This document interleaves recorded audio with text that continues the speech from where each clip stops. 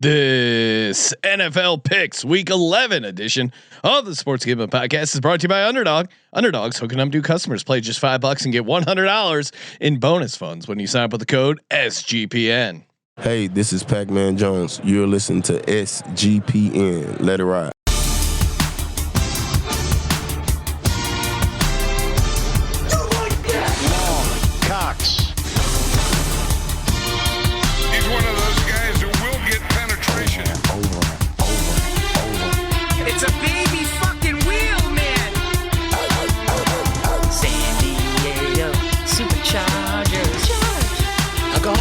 Fucking shine box.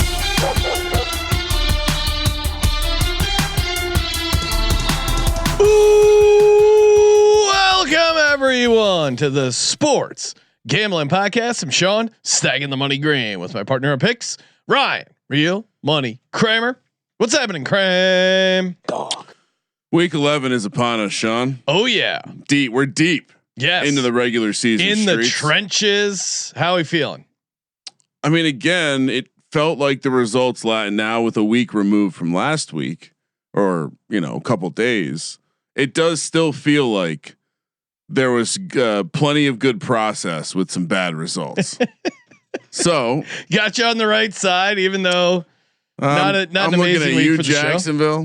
Show. Jacksonville. Although CJ, close your eyes special didn't come through, unfortunately. But again, it's like Tomlin as a dog. It's gonna hit 60% of the time. It's going to lose 40% of the time. Do you abandon it? No. And as I pointed out on, I think it was last week's show, we're already up to 12 close your eyes specials. Yeah, there's been a lot. Well, and in the last 4 years, so going back to 2021, we were averaging 12, 13 for the entire season. Yeah. So well, and I think that this highlights the parity in the league. Like there's been some really good teams, some really bad teams, but then also it still is the NFL, and those really bad teams are never quite as bad as you think. Again, we got the Jets coming in on a 2-game winning streak. These good teams are never quite as good as they think. With the Colts, who did win, didn't cover unless you got like a wonky number there. But what a weird game. It was weird, but also it was the Atlanta Falcons who I did think would have a shot at live, and certainly they did have a shot, but they just find ways to lose. And the Colts, Daniel Jones, man, we saw a lot of the old Daniel Jones. I tweeted out the photo of Steve Buscemi putting on the lipstick in Happy Gilmore because it reminded me of Daniel Jones, who has those crazy eyes, and he got popped in the mouth and he was bleeding all over his lips. It was just why so serious? Very Joker-esque. Yeah, I mean it was. Yeah, I mean, look, I threw. I don't know if I was just being mean or I had a hunch, but I put in the Patreon pick'em last week. I don't know if you ever look at the props I include, but I I put Will Daniel Jones have a turnover, INT or fumble, throws an interception and fumbles 3 times. I don't. What, he only lost 1 of them, or did he lose 0 of them? Might have lost 0 of them. No, he lost. No, they got 1, yeah, but they could have lost more. And Michael Penix, he had a bad turnover. We'll talk about it when we get to these teams. Kramer, we just got a bunch of action. People, if you missed the Thursday night props episode, we did it earlier today. Kramer weighed in on the Brian DaBell firing. Overall, big picture thoughts for the people who may have missed that part. Yeah, I don't know. I mean, it's the long rambling. A lot of good information in there. Okay. Probably more stuff that will end up being true, just like my prediction. Kafka, his tenure as a head coach has been great so far. He's already put Jameson. Yep. And give the fans what they want. Exactly. What else are you going to do? Play Russ? No, there's no reason to play Russ. Jameis at least has a fun upside. And I would say the TLDR is I think the head coaching search is going to be a circus because I don't think Joe Shane's job is safe. And again, I just fuck off with your anti John Gruden takes. All right, here's the Mount Rushmore of guys I would want. Execution. And I'm going to put Jeff Hafley in there again. Cause I'm telling you, this guy is he's in the circle. He's in the finalists already. I just by who's reporting it. So that's the one rando of like, I'm just going to listen to the information. Lane Kiffin, John Gruden, John Harbaugh. Those are the coaches I'd be happy with. Oh, that you'd be happy with. Well, Harbaugh's not getting fired, so I mean, maybe Harbaugh / Tomlin. I'll put in there. Maybe Tomlin gets fired. People would hate the Tomlin hire. Yeah. I would love it. Oh, I would love it. Giants fans would hate it. Love it. Shout out to Magic Man Blanco checking in, all time Packer fan. Go Pack, go! Been a minute since I caught one of these live. Yeah, where you been, bro? Jets. He said he's a little scared that we get some Jameis magic going against them this week. Well, I mean, we'll talk about it in a little bit, but Packers have had trouble dealing with reserve quarterbacks on the Giants. No, Tommy DeVito, say no more, Ryan. I mean, who's more Italian than Jameis Winston on this team? Come on. Forget about it. He is a wild card. And House 72 saying whoever comes in as head coach needs to bring good coordinators. Oh, and how the fuck does Shane get a second chance of picking the coach? Was his takeaway.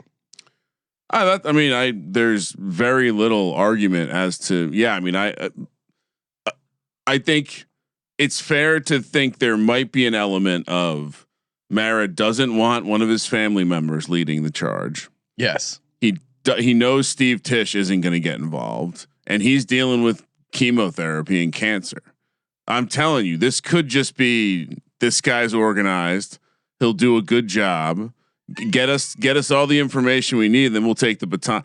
Again, I think there's still a chance he gets fired.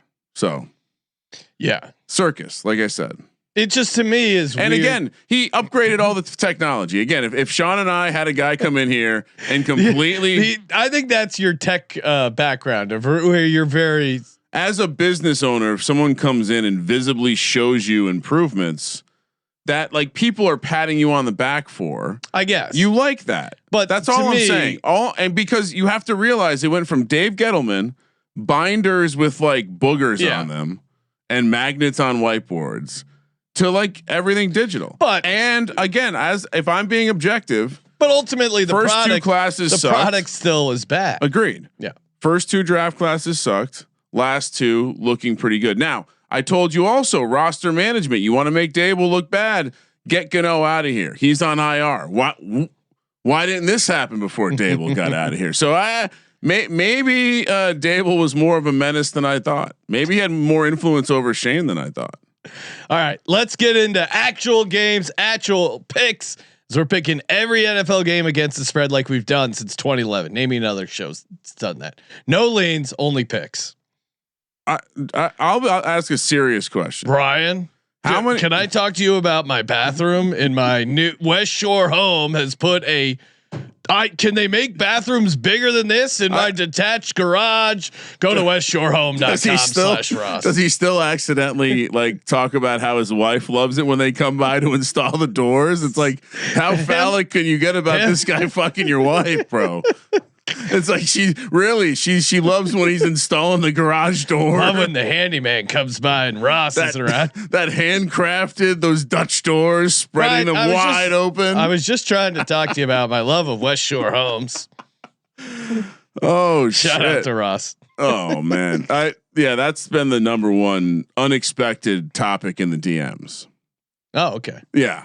People enjoy the comedy, the satire around the to-dos in the gambling space. The Wong teasers. I'm going to tease this up to 8.5. Of course, reminder, you do not get good prices on teasers at DraftKings. This message is brought to you by our sponsor, DraftKings.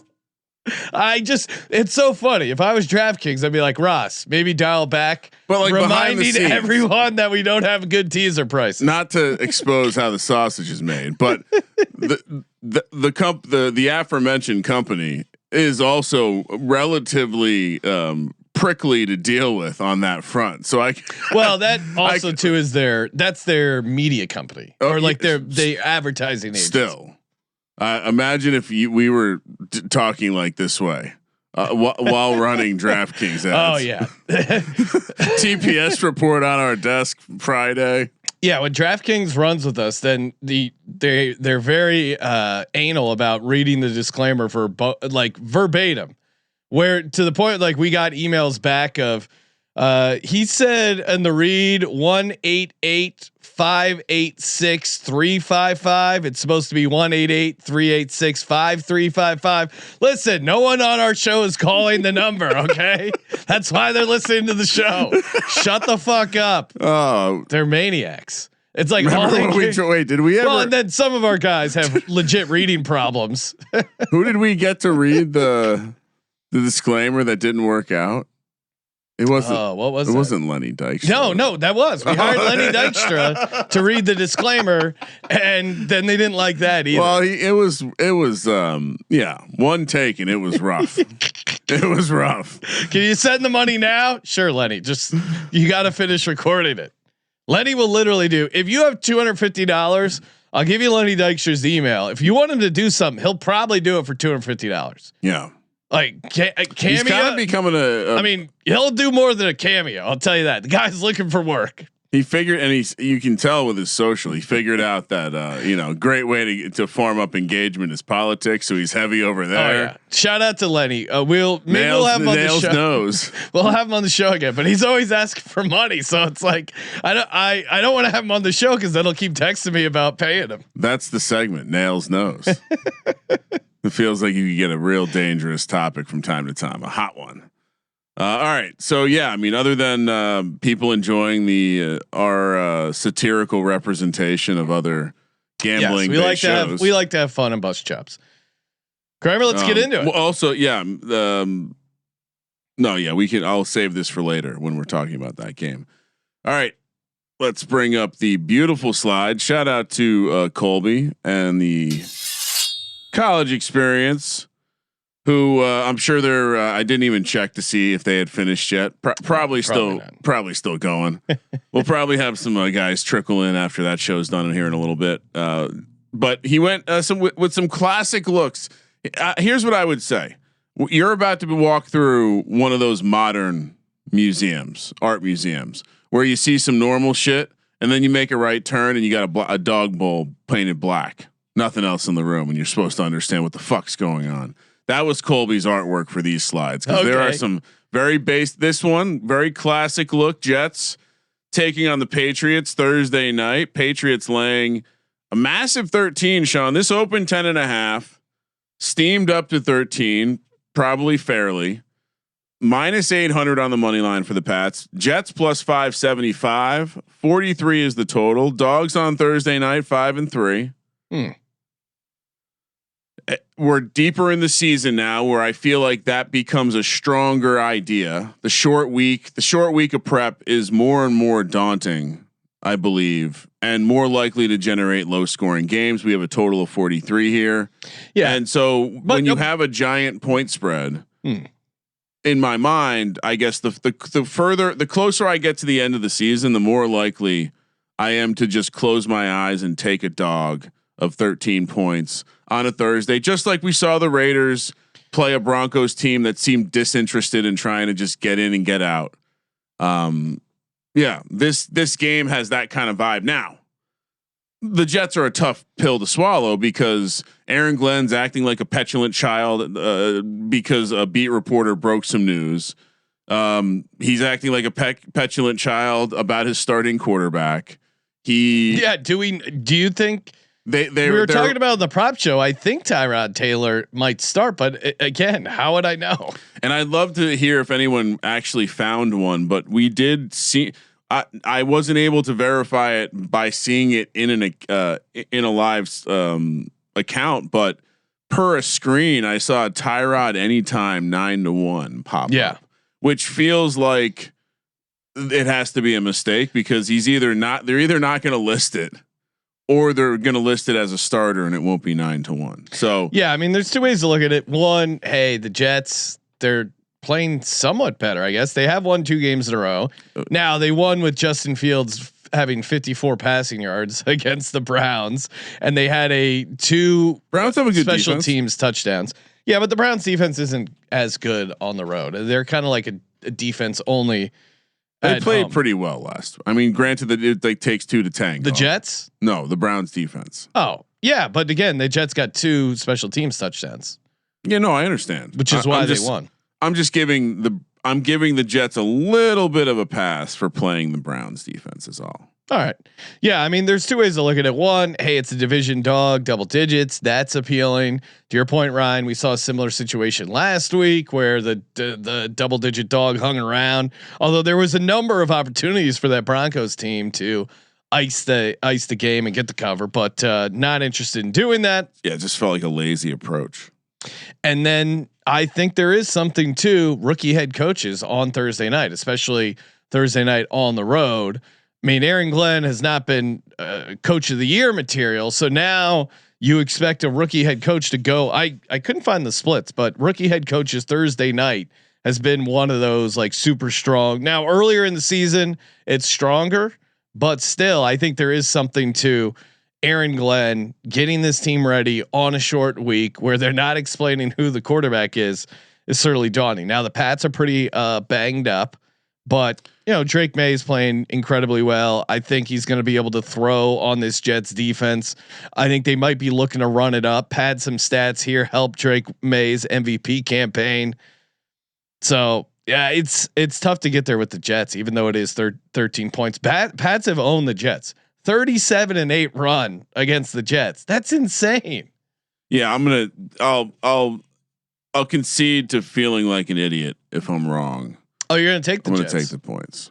Now, what anything in particular make? Now this is tough because if you're telling me Tyrod's playing, well, one, it does feel like what's going on is they want Tyrod. I think he wants to play both. I think he realizes that Tyrod should be able to throw on this defense a little bit. They haven't exactly locked people down on the back end. The Jets don't have that alpha that you're going to try to take away with Christian Gonzalez, and so maybe they can work something out there. We talked about Breece Hall in the receiving game on the prop show, and just the idea that this is a low scoring junkie type of game where Patriots 17, Jets 6. I think this Pats team's awesome, and I think they're going to run it up. Give me the Pats in the 13.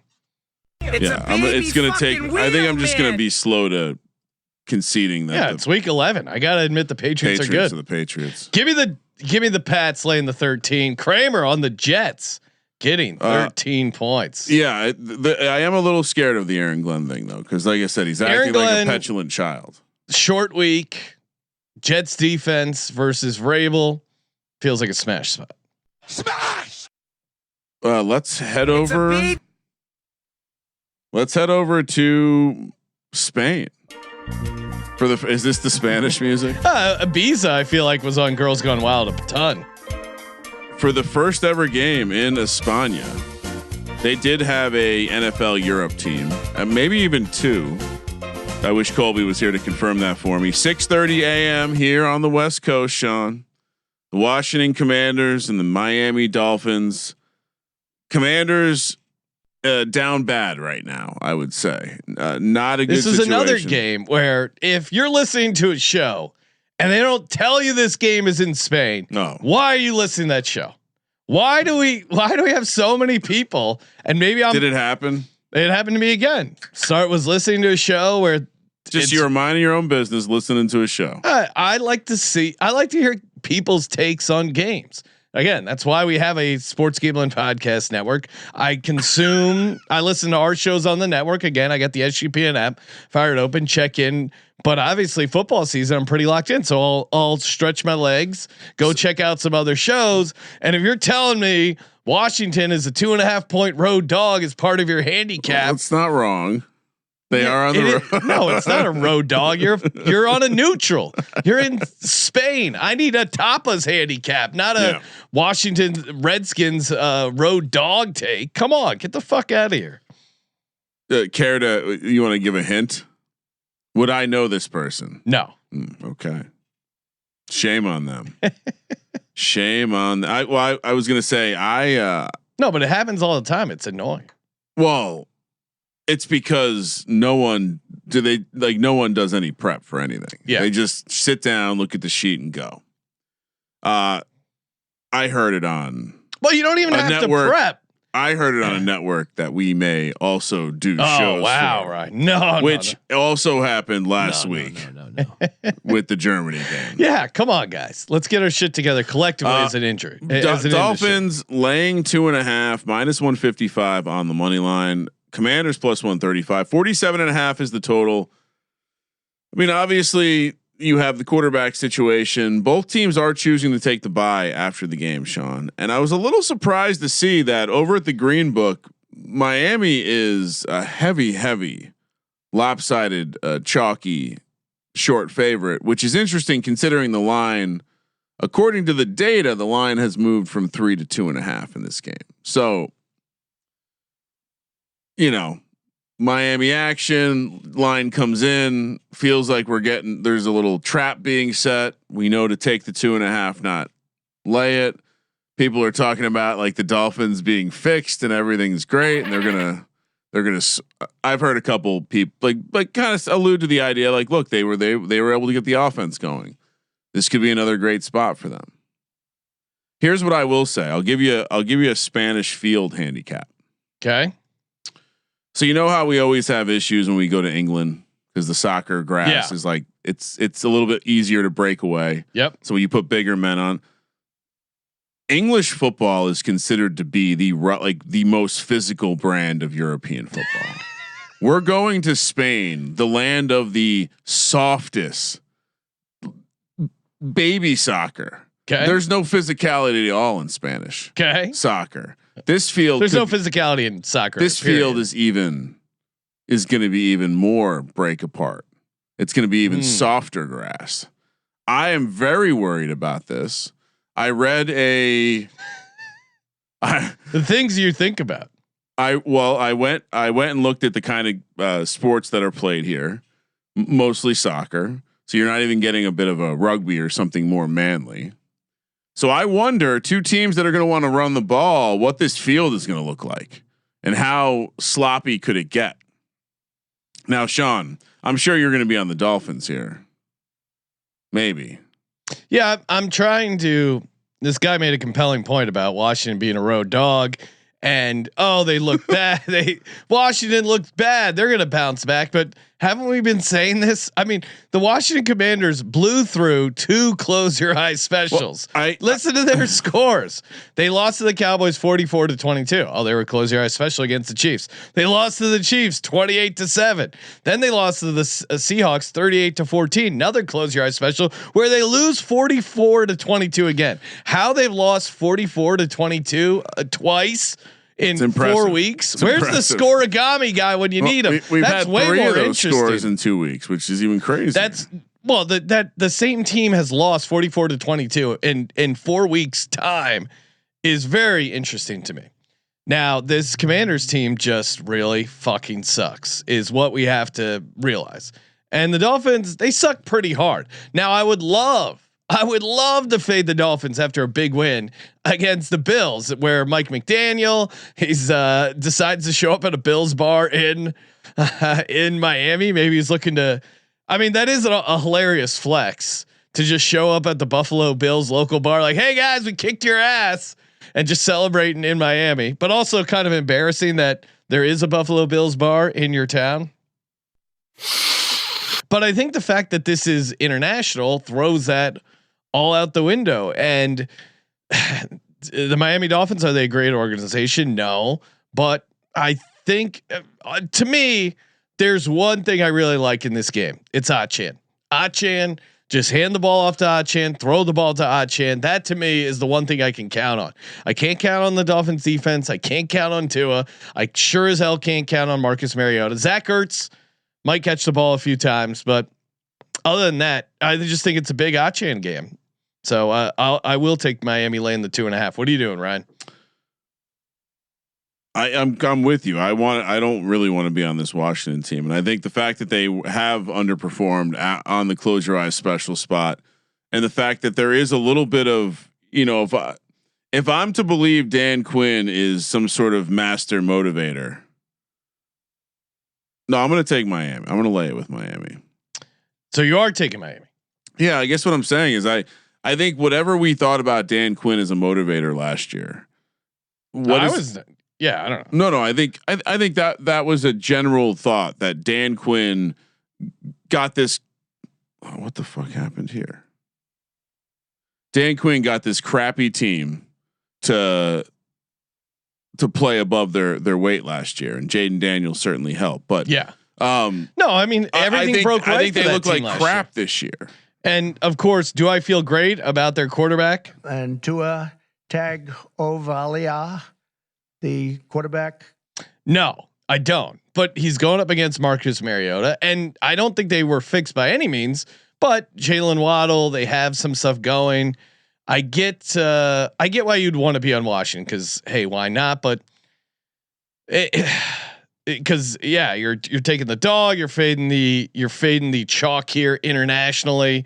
I guess that somewhat makes sense, but I think the Miami Dolphins are a better team right now. This Redskins team is just horrific on all levels. Well, that's my point. I think they quit. It's not just they're bad; they're historically bad. We talked about it with Jaden Daniels not smiling as much, almost as a joke, but it seemed like whatever rah bullshit was there last year and working, the injuries have zapped the room. So this is one of the few.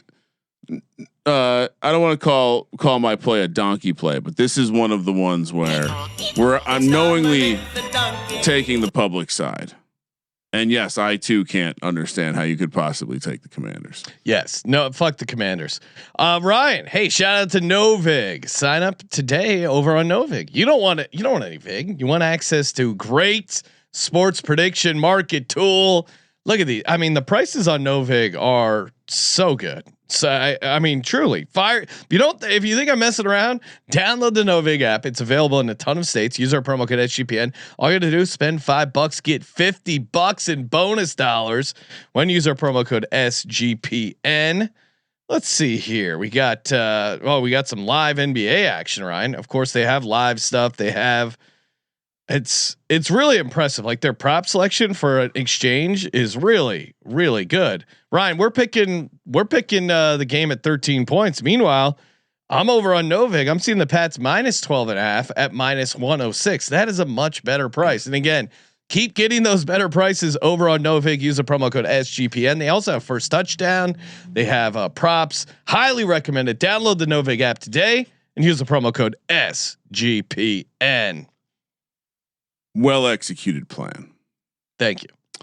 Oh no, Novig. No, it's complimenting the prediction. Okay, I thought you were talking about me. I mean, it really is the future if you think about it. If you take a look into the future looking machine, aka look at Europe, tons of prediction markets. Yeah, I mean it makes sense. Hey, why you're literally reducing the middleman to some degree.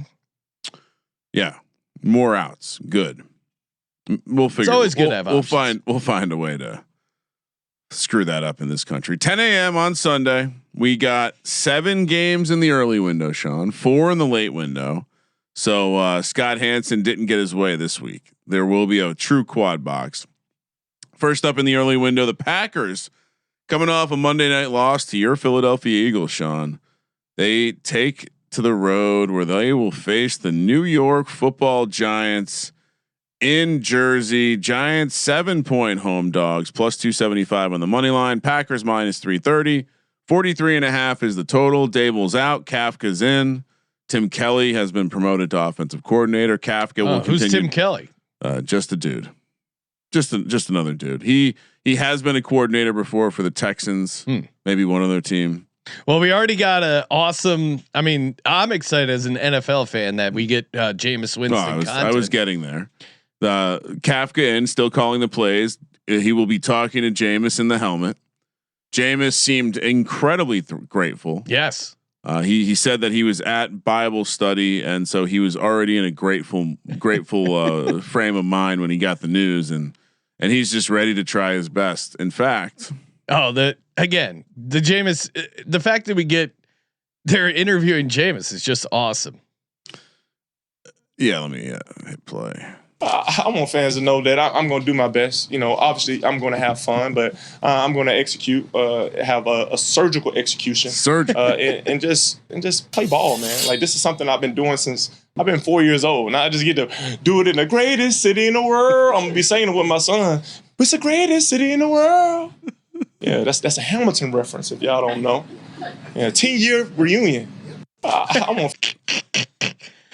Sean was trying to tell me that he thought Gronk was smarter than Jameis Winston. Yeah, chime in on the chat of who you think is smarter. On. You think Gronk knows anything about Hamilton or Gronk? Gronk has a certain culture about him. Well, everyone's got culture about him. Yeah, Gronk is, but Gronk also leans into the Gronk character, which to me is a sign of intelligence. And I think Jameis does that a little bit as well. He realizes people like when he's personable and sings and has fun and is charismatic. They both have amazing charisma. I would say slightly higher for Jameis.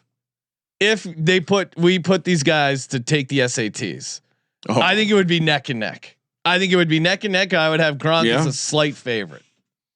Chime in the chat. Who do you think would win? I'm not saying that Jameis is going to win in a landslide. I'm just saying he played quarterback. I'm going to make quarterback is probably on average higher intelligence than tight end.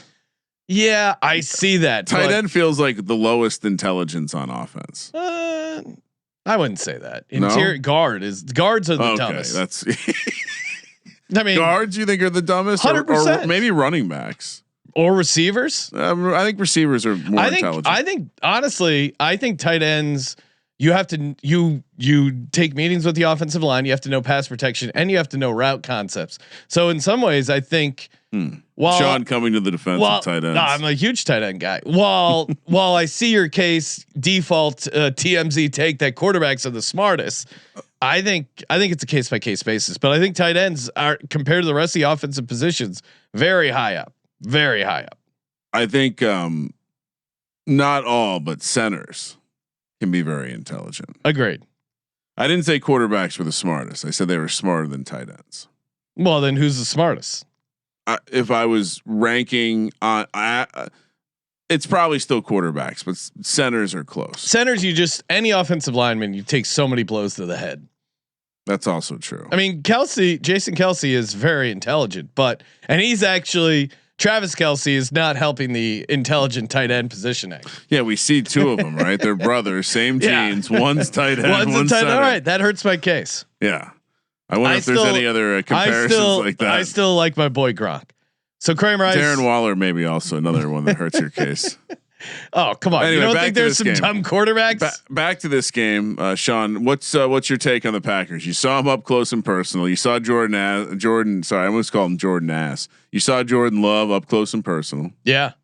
And let's see. I thought the Packers defense played pretty well against the Eagles. I will say that. Also, the game was not very conducive to offense. Like you saw any of those throws were dying. Field looked very slippery. It was cold. I think it was like the first really truly cold game in Green Bay for the season. I don't think I thought both defenses played awesome. I know some people are bitching about the game, but as someone being there, I had an appreciation for how good the defenses played. I thought it was a pretty exciting game, and granted it was low scoring, but I think this Packers team, it's weird. I don't think they're a horrible team, but they got power rated so high those first couple of games with the Lions and Commanders win and with the Micah trade. And I think just the market has been so slow to react to that. Right. I didn't think they should be favored against the Eagles. I thought that Panthers spread was crazy. And now you could talk me into the fact that they've lost 2 games in a row. They got to figure something out going on with the offense, but what are they going to do? Not having Tucker Kraft, having their receivers banged up, that certainly hurts their options. Now maybe this is a big Josh Jacobs game. I think if you're a Packers supporter, you're leaning into that idea. Obviously, the Giants continue to struggle with running the football, but and the Packers defense, I think, is going to give Jameis some trouble. Now, Jameis, his YOLO ball will be fun. But who's catching passes for the Giants, right? Great question. You see, the Broncos actually signed Little Jordan Humphrey, off the practice squad from the Giants. Don't they need receivers? Yeah. I mean, again, this is another question mark for the GM. You're going to have the tight ends heavily involved. I think you're going to see Tyrone Tracy getting a little bit used in the passing game. They'll get his ass going, and then. Yeah, I mean, Darius Slayton had some moments. He's catching the ball. That's a good sign. Okay. Maybe they'll dust Jalen Hyatt off. Unlikely. I mean, I like the idea of Ray McLeod. I like the idea of Jameis going off, but even the tight ends, Theo Johnson's had some drops. I mean, oh yeah, I mean that's the roller coaster, Sean. Like, I don't know. Jameis, I think, is going to throw the football and throw it a bunch, but is he going to turn it over? Can these pass catchers get open? Well, I for one, I think the expectation that we have a Jameis game and he doesn't turn it over, seems unlikely. Okay, so I've already just accepted we're probably going to have a Jameis turnover. As far as like what I expect to see the distribution of passing yards, we've seen Jameis completely light up a Jerry Jeudy. I mean, Darius Slayton is going to have a big game. I think Wan'Dell's also going to have a big game. I mean, you want to know who's catching it, and I do think that Theo, although he'll probably drop one, will also have those are your big three in terms of who's getting the yards. Theo runs the seam well. Bellinger does too a little bit. Slayton does good stuff vertically down the field, and even early in the season, Wan'Dell was doing it when Russ was shredding the Cowboys there. So. If they're going to have that kind of approach, I just want to know who's his Cedric Tillman, because that's now if you remember that first game that Jameis started last season. It's Darius Slayton. That's okay. Like he's that. So we got Slayton 2 touchdowns. Sure, that's definitely in the mix. No, I mean he's going to throw them. So, and I think there's when I watched the Packers offense. Now you're right that they could just run the ball down the Giants' throat. Josh Jacobs looked really good. He was talking about how the Eagles were calling out their plays, which I don't know if you saw this, Sean. It got in his head. He said it was making him do the wrong thing. I don't know if they should be laying 7 points here. The last time Jordan Love came into the Meadowlands, Tommy DeVito had a game-winning drive against the Packers. Maybe that's not Jordan Love's fault, but he's 0-1 against the Giants. Darius is questionable. Are you worried about that? He's playing. Okay.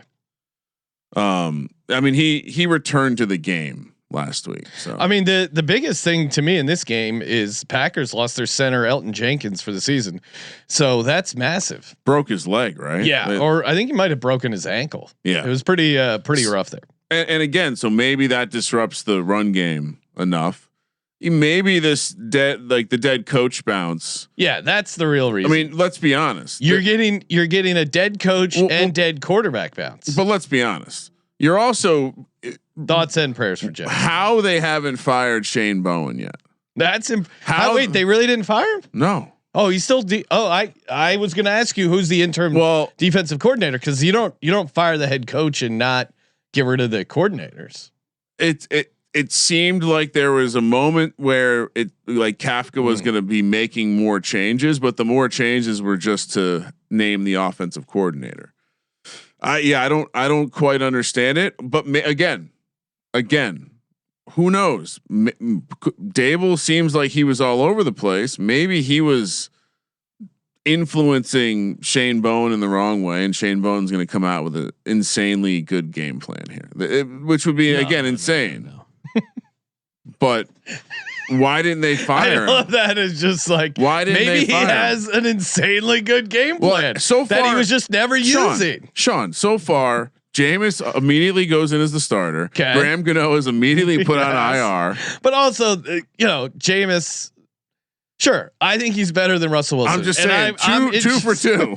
2 for 2. I'm interested in the entertainment. Kafka said, "Get Gano out of the fucking locker room. Do whatever you got to do. Get this fucking." I love guy how your cancer is a kicker. I will take the Giants +7. Yeah, I think this is just. I just don't think the Packers should be 7-point road favorites. Give me the Giants +7. Kramer obviously taking his New York G-man. I posted on X at Kramer Centric a picture, something I posted, I guess tweeted back then 2 years ago to the day, Sean, November 12th, 2023. I got to bring it up. So is this when they hired?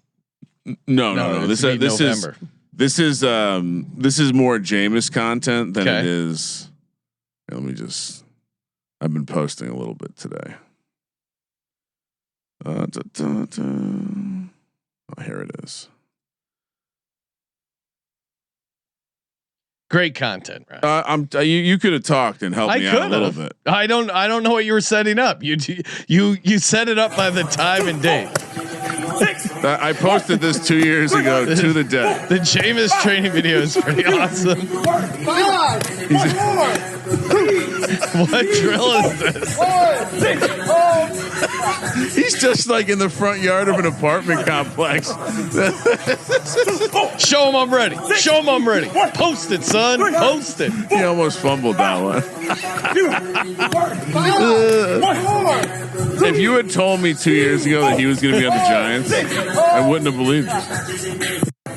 Like what's the goal of the drill? Is just obviously not to drop the ball. He's just working through some stuff. All right, so good, and I just thought it was wild that it was 2 years ago to the day. Sean. Happy 2 year anniversary. Yeah, it's a great video too. I'll have to post it. Hopefully things go well so I can post it on Sunday. Game number 2 in the early window. The Tampa Bay Buccaneers coming off a disappointing performance against the Patriots. They head up to Buffalo to take on the Bills. Bills are laying 6 minus 265 on the money line. Tampa plus 225. 48 is the total. Sean, the Bills have the Bills have Houston on Thursday night next week. FYI. Okay. And the Bucs are in an interesting spot here. Things were looking pretty hunky dory. Dropping that game last week off the bye didn't. Not a good time to do that because this is a tough spot for them. Love the Bucs, love Todd Bowles, love getting all these points with them, but a little worried. This is one of those spots where they just get wiped off the map a little bit. Yeah, I mean, certainly is a.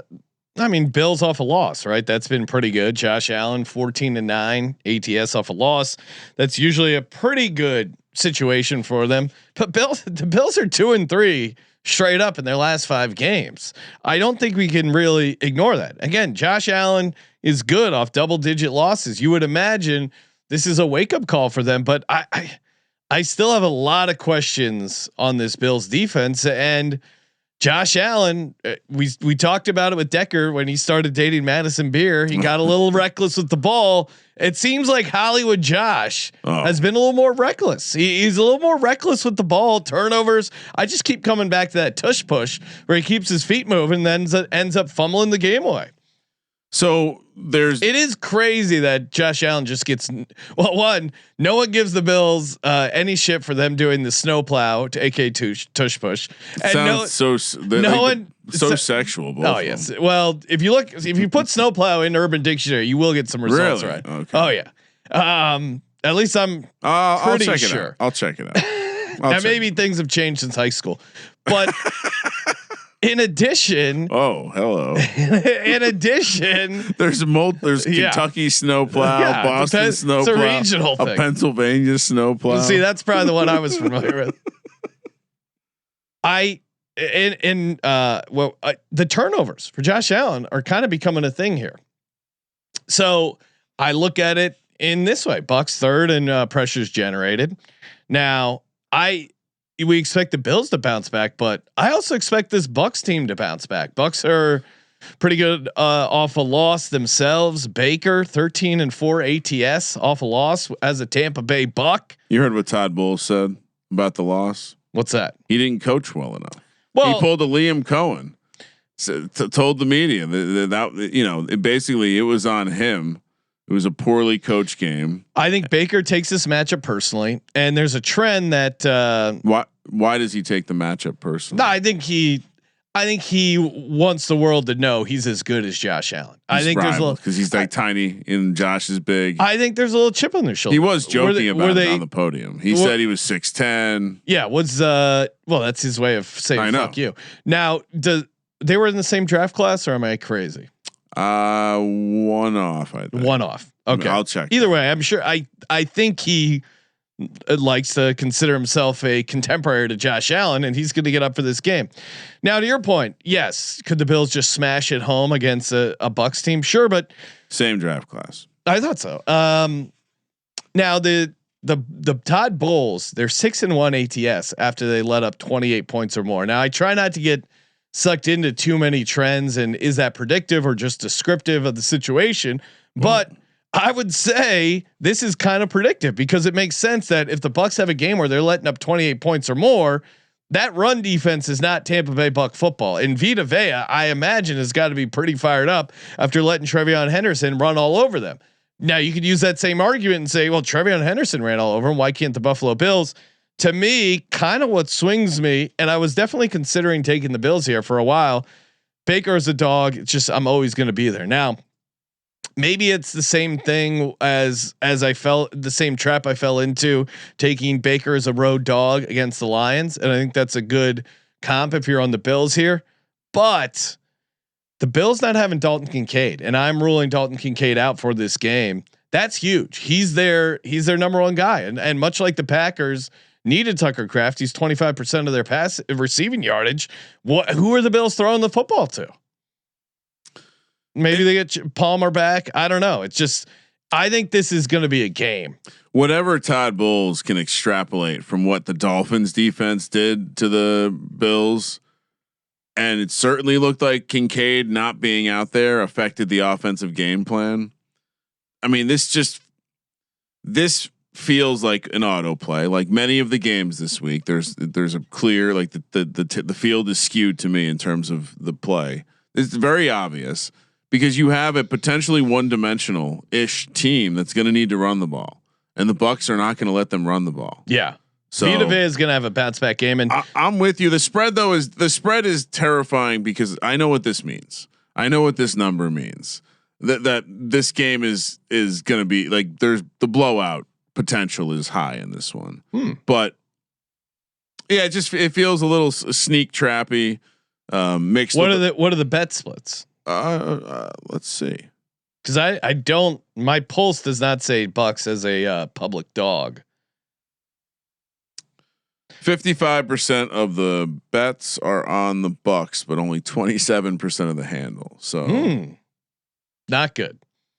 Not ideal. So the Bills have blown out the Jets on the road and the Panthers on the road. Other than that, they haven't. And right, I guess would you call the Saints a blowout? I wouldn't. Saints covered. Yeah, they covered. 31-19. So I don't know if I really call that a blowout. They lost to the Pats at home. They beat the Dolphins by 10, but Dolphins hung around that game the entire time. So it's also going to be a messy game. Who does that help? Yeah, now granted Tampa's a Florida team, but their mentality is not that of like a warm weather team. I would think so. But I mean, yeah, it looks like not freezing, but probably not snow, but cold rain. Godwin, I don't think's playing. Bucky Irving, do you think he has a chance to go, Ryan? He's the one that got a limited practice today. I think there's a chance he goes, but I would say true 50-50 right now. All right. So I went back and reviewed it for a third time. I still think Godwin's going to be like a game time decision. Oh, you think he has a shot? Yeah, I do. I think the more that I think about it, Bucky Irving wouldn't have been out there participating in the walkthrough if he wasn't going to go, in my mind. And shout out to Steffi Smalls. Check out the Steffi Smalls show on SGPN, saying Otten scores. Enough is enough. Leading second most red zone targets without a touchdown. Great analysis. I am with you on the Otten stuff. I think he has a nice game, and maybe I'll be playing him on the VSiN show to get some nice TDs. And Kramer and I both on the Tampa Bay Bucks getting 6 points in Buffalo. Let's go Bucks. But yeah, one of the beat reporters released video. Bucky Irving kind of they were. It was a walkthrough. It wasn't anything serious, but he was taking handoffs, and nothing about him looked injured. So maybe. But Todd Bowles on the mic said, he was asked, he's like, the guys weren't really doing much today. I thought they were going to be back this week. And he said, I never said they were going to be back this week. I said they had a chance to be back this week.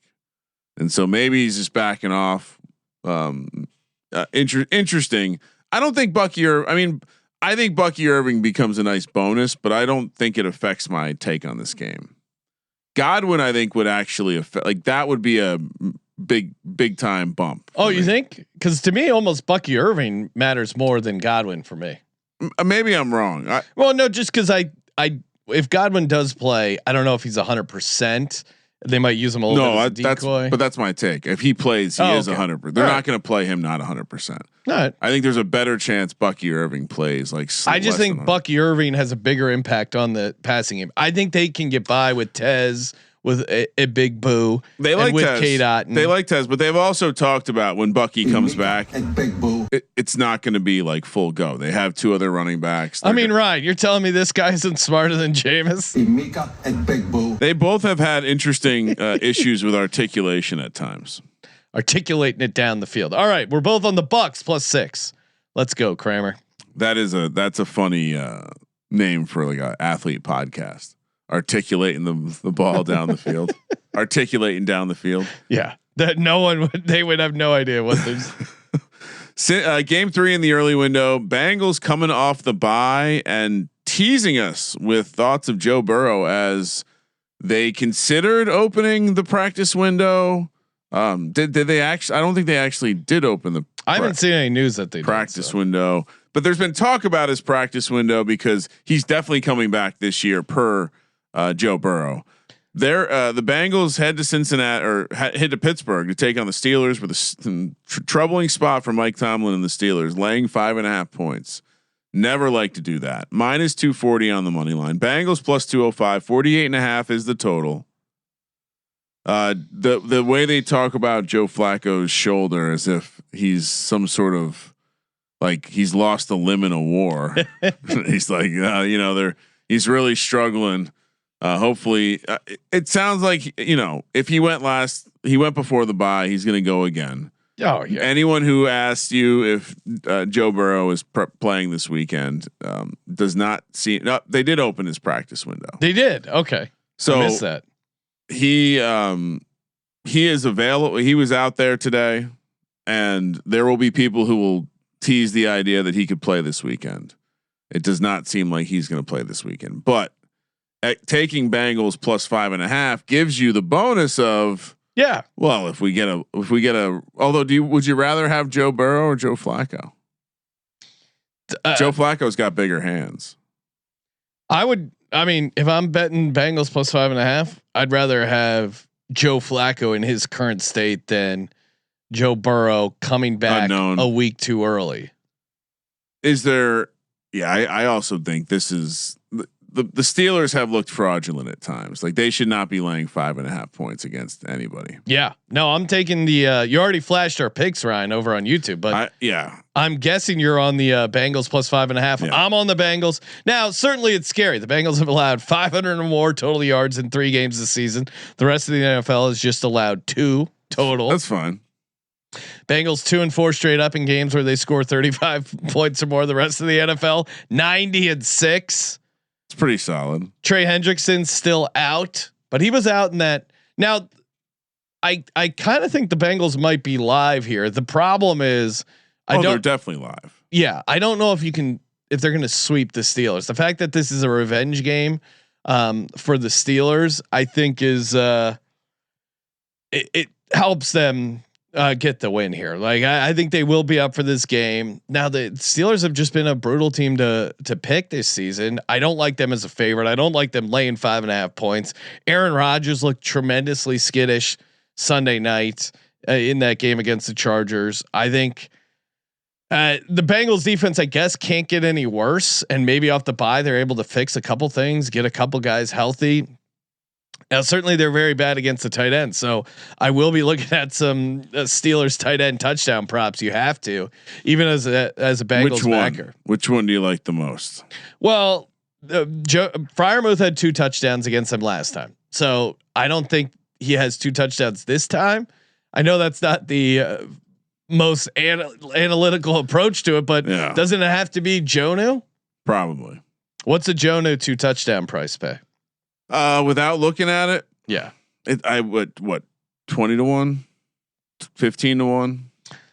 Yeah, it's weird because I think they're going to price in the fact that they're so bad against the tight ends, but that there's 3 of them makes it kind of it's 18 to 1 over on the Green Book. Now or maybe do Darnell Washington. Maybe it's the Darnell Washington. They like I don't know if he Darnell went under Washington, his catches last week, 1.5. I think Darnell Washington, you do a reverse correlation. Oh, okay. You go under catch 1.5 catches over and anytime touchdown. Okay. Yeah, he's good for 1 catch, 1 touchdown. Yeah, that's the way you play him. And then under yards against Cincinnati, though, he had 3 catches for 2 yards, 1 touchdown. Oh, that would have been nice. Whoa, that would have been over catches, under yards, 2 touchdowns. No, 1 touchdown. But okay. But maybe still under 2.5 touchdowns or under 2.5 catches, 2 touchdowns. What does that pay? You know I'm a degenerate. All right, we'll save that tune for into the prop show. We'll price that out. But yes, both of us on the Bengals plus 5.5. You got and for those wondering, Hendrickson won't be playing this week. Yes, either. I said. Yeah. Okay. He's still. And out. then if you want to get some good artwork, well, he's not out yet. They are going to list him as doubtful. It sounds like, but it is funny to see how Joe Burrow was limited in practice on Wednesday and Joe Flacco was DMP. Again, people are going to think Joe Flacco's playing or Joe Burrow's playing. Next up, AFC South back at us. Houston laying 6.5 on the road in Tennessee.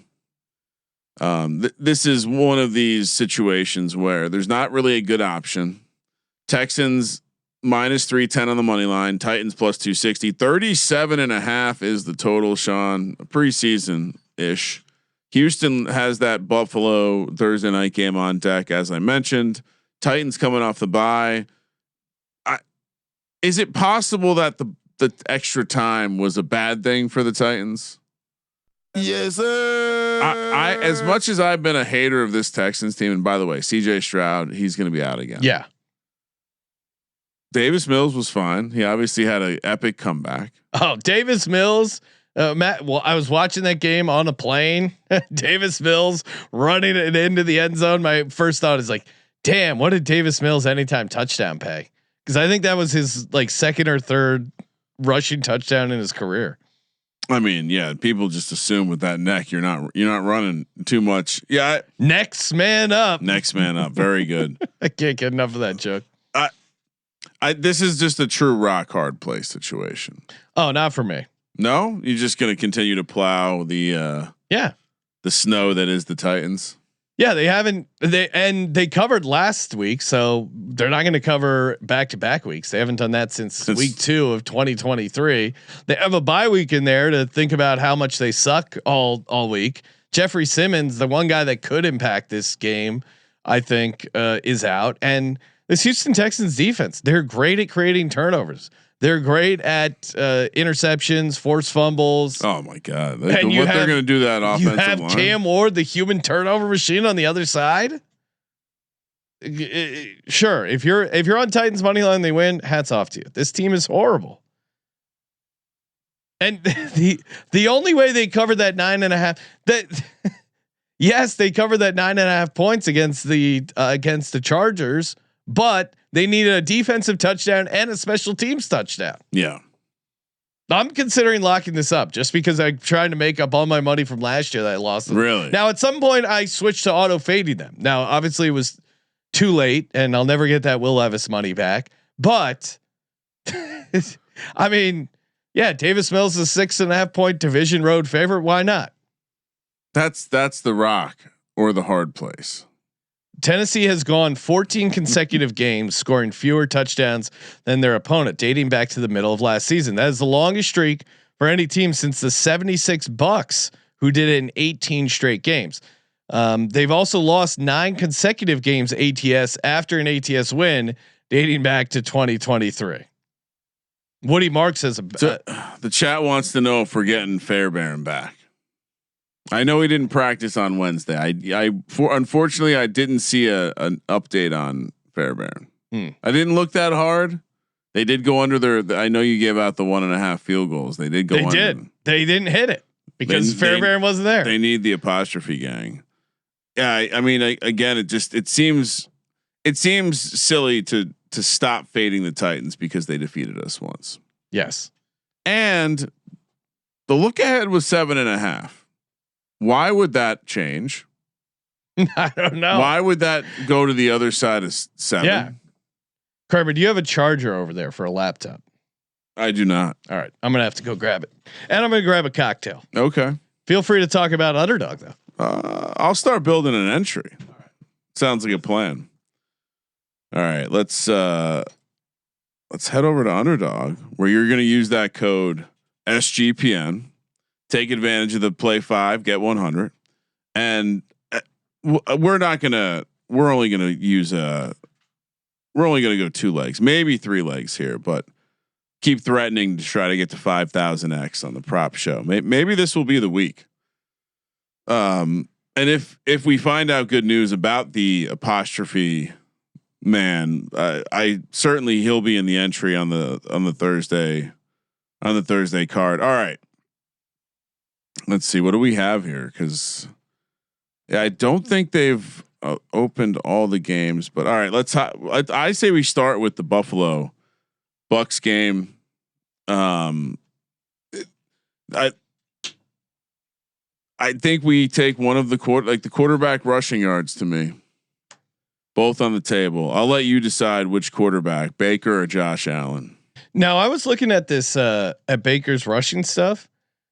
Ryan, do you know how many times has he rushed in the past 3 games? He hasn't rushed much at all. 0. Yeah. 0 in the last 3 games. So that it's incredible. You worried he's just not? He's maybe he's injured. I don't know if he's injured or yeah. I mean, it's 3 games in a row without attempting to run, and they were losing. Yeah. So I don't. You can't play the Baker rushing yards in my mind. All right, let's go. Just play Achan then. I'm jumping off to another game. You want to do rushing yards, receiving yards for Achan? Yeah.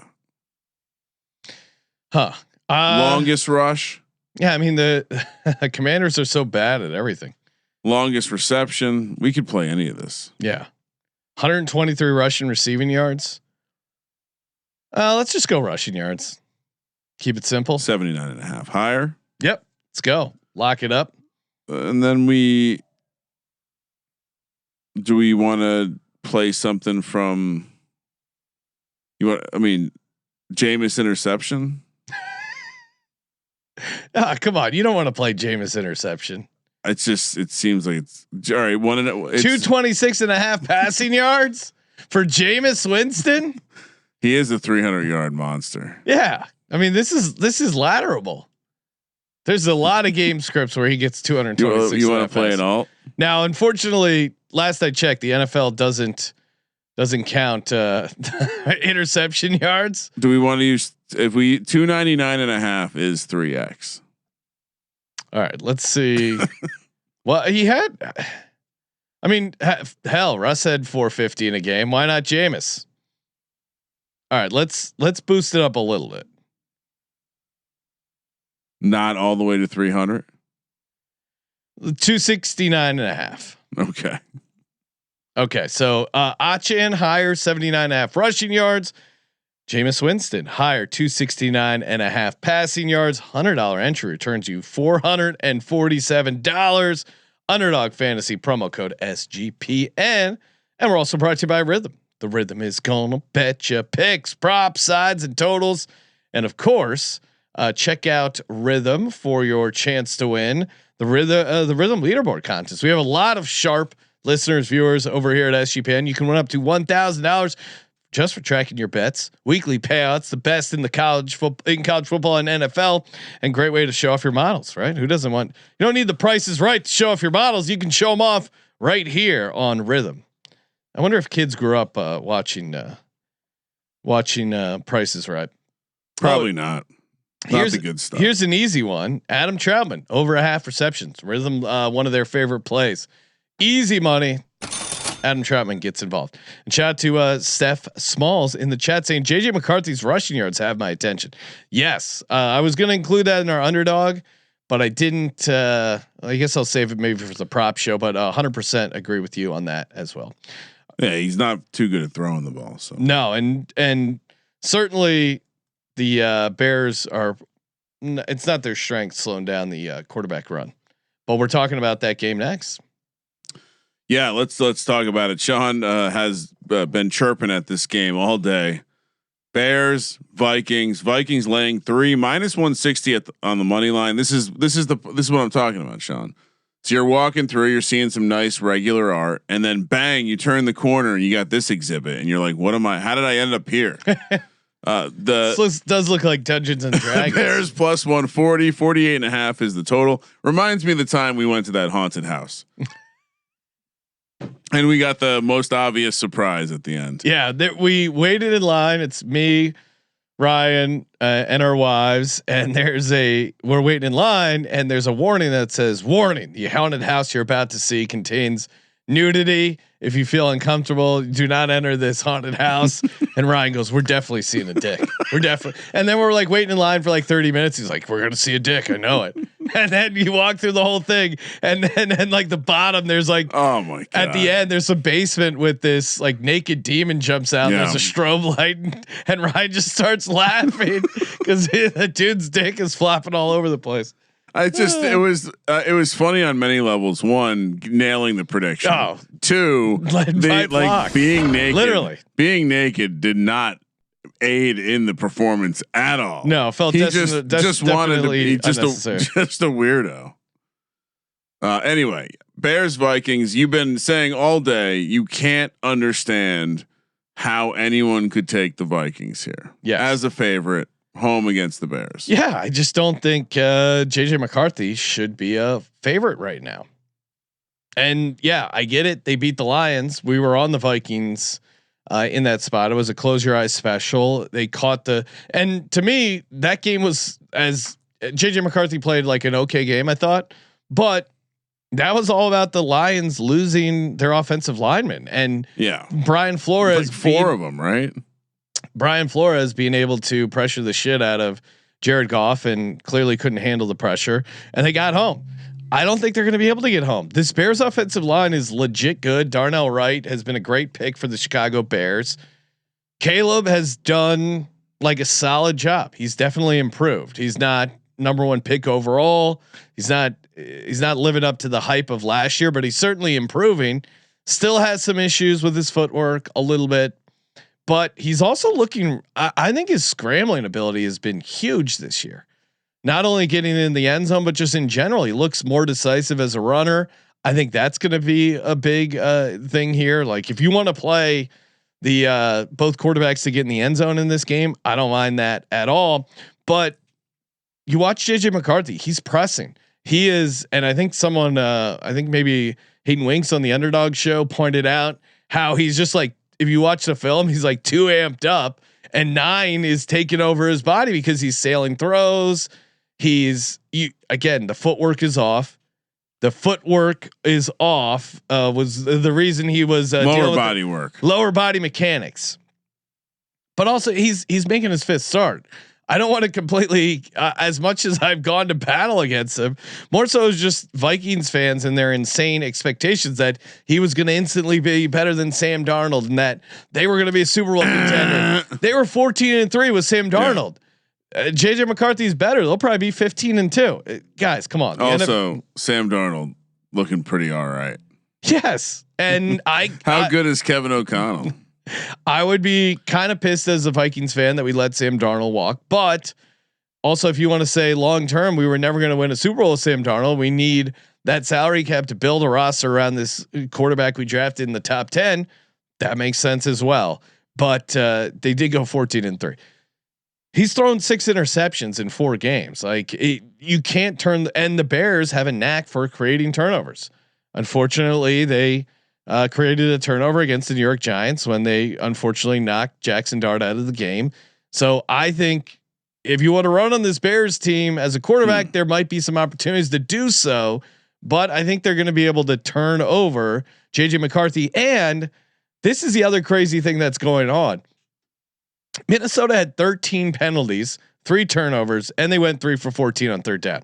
That's just like, you're not going to win games, but this is the crazy part. They had 8 false start penalties at home. the most for a home team since 2009. So something is going on with the quarterback. They weren't having all these false start penalties with Carson Wentz. Whoa. He's a rookie quarterback. Now the Bears receivers are banged up. I get the Bears probably the advanced numbers don't match their record, which I get, but they're a dog here against the Minnesota team. That's you're getting JJ McCarthy making his 5th start and revenge game for that game they blew opening night Monday Night Football. JJ McCarthy, they dumped the Gatorade, and I'm a Bears guy. I'm pretty pissed about what they did in their house. So huge a revenge factor. Bears are pretty banged up. Worth 100%. like that's I think part of the explanation here.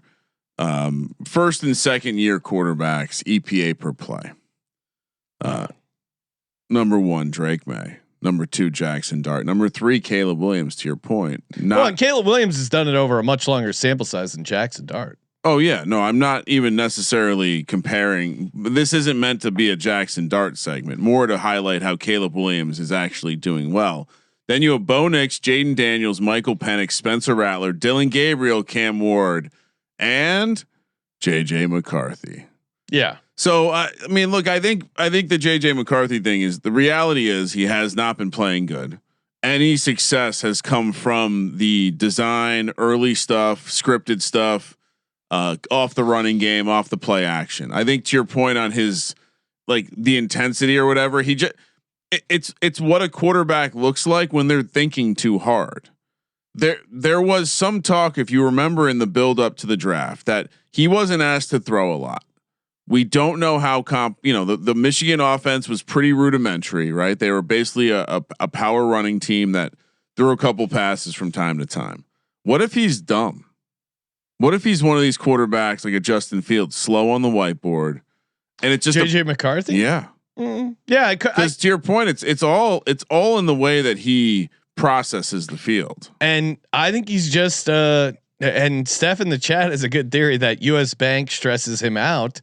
And you look at his home road splits have not been good. Again, very small sample size, but he lost at home against the Ravens. He lost at home against the Falcons. Now his 2 good games have been at Chicago and at Detroit.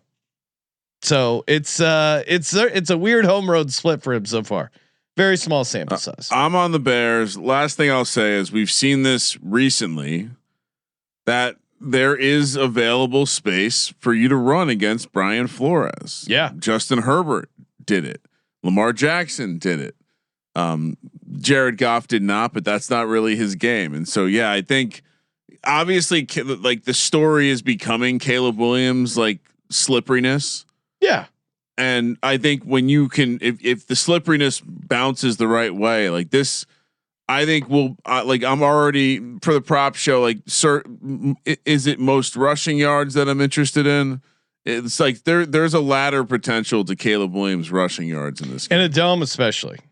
Yeah, just so many things can happen that allow him to have big chunk plays. So yeah, we're both on the Bears. The Bears +3. How do you make him a favorite? A lot of 3. It feels like a classic weekend in the NFL. A lot of 3-point spread, Sean. Yeah, love it. And you like to take the 3. It's a nice. The field goal still matters as much as they're trying to kill it. 10 a.m.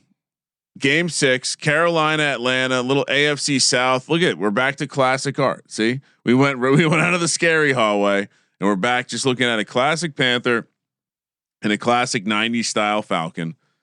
The Falcons are laying 3 at home here, -180 on the money line. Carolina +155, 42.5 is the total. You hate when I say things are too easy. Sometimes the games are too easy to pick, but the pendulum has swung too far here. I am a Penix hater, but he's back at home against this Panthers team that has been trash on the road. Is this not one of the most obvious spots we have? This is a lock. This game is a lock. Period. I've been all over the Falcons for better or worse. They covered against the Pats. They covered against the Colts two really good teams, and they play good games. I see Falcons fans online bemoaning, and I would be really pissed off as a Falcons fan too, because man, they are close to being like a really good team. I saw that Raheem Morris was like second favorite to be next coach fired. I don't think his seat is that hot, but man. But also, they keep fucking up these situations. Yeah, blowing leads. And Michael Penix, he has some moments where he looks good, but then you want to talk about footwork issues, and they'll call him out on it. You watch, like, lock in and watch this game. His front foot like moves when he turns. He like does this weird thing with his front foot. I can't explain it, but just keep an eye on Michael Penix in this game and watch his footwork. Now, it won't be as bad in this game because I think he won't get pressured as much. I think this offensive line will do a decent job protecting him. I don't think the Panthers are going to bring a ton of pressure. Now, on the opposite side, maybe the Falcons, if they had a weakness, maybe it's a little bit of rush defense. But man, Bryce Young, he's not it. And honestly, Dave Canales should probably win Coach of the Year for his ability. I mean, he's David Copperfield over here, Ryan, with the magic tricks he's doing to hide the fact that Bryce Young's his quarterback. I mean, you want to talk about who should be trading for Kyler Murray? Carolina Panthers might be a team that should trade for him. They feel like they're like but they're probably had enough tiny quarterbacks to last for a while. Well, it's smart to have the same type of quarterback. So you want two tiny quarterbacks because you still have Bryce for a couple of years. Or you think he gets shipped off in the deal? No, Kyler for Bryce. Who says no? It's a great question. By the way, I have the odds, Sean. Yes. Raheem Morris is the favorite. -175. Next coach fired. He is just he's a dickhead too. Like just or just someone that you go, why are you doing that? Why? But this Falcons defense, for the most part, is really good at generating pressure, creating turnovers. Yeah. You saw what they did to Daniel Jones. You saw what they did to Drake May. They can do that against Bryce Young. Well, it's like I'm going to be playing Atlanta defensive touchdown. But Ryan, again. Why did this drop down? I thought this was going to be like Atlanta -4, -5, 4.5. It opened. What did it open at? The look ahead was 3.5. I believe it opened. I thought there was some like 4s earlier in the week. I can check that. Is the public all over the Falcons? No. It's pretty down the middle. And the Falcons, they got embarrassed by the Falcons. Falcons lost 30-0. Yeah, I mean that was a horrible loss. Yes, and if anything, you add also these two teams are like they're good on the road, they're good at home, they're bad on the whatever. Yeah, it's a convergence of good spots, and so let's see here. Well, I mean, all right. So since I put the numbers in, Colby generated the slides. Most places are at Atlanta -3.5. Okay. Do we want to pick it at 3.5? Oh, you're the. We should pick it at 3.5. Okay. We should pick it at 3.5. All right. Update it to 3.5. I'm still. Yeah, I'm not changing. And to your question, it did open at 4. Okay. Because I thought it was even higher, but opened at. Well, I'm looking at the circa. They opened it at 4. It came down to 3. Back to. Let's see. I can tell you exactly when it moved, Sean. The move back to 3.5 happened at. Okay, so it looks like it went back at around 8:30. So around when we started. Robel, check it in. Are you not concerned about the jet lag from overseas with no bye? Don't think any team is covered from overseas game with no bye. Good question. That's not true. I don't have it right in front. Okay, perfect. Atlanta will be the 31st team to play a game on 7 days rest or less, coming off an international series games. Now your thought would be, oh, okay, no extra rest international, you're bad. Those teams are actually 19-11 straight up, 16-4 ATS in their next game, including 16-11 straight up, 13-14 ATS when the team returns overseas, and 3-0 straight ATS in consecutive international games. It's middling at best. And again, that's why some teams have chosen to take the bye and some teams haven't.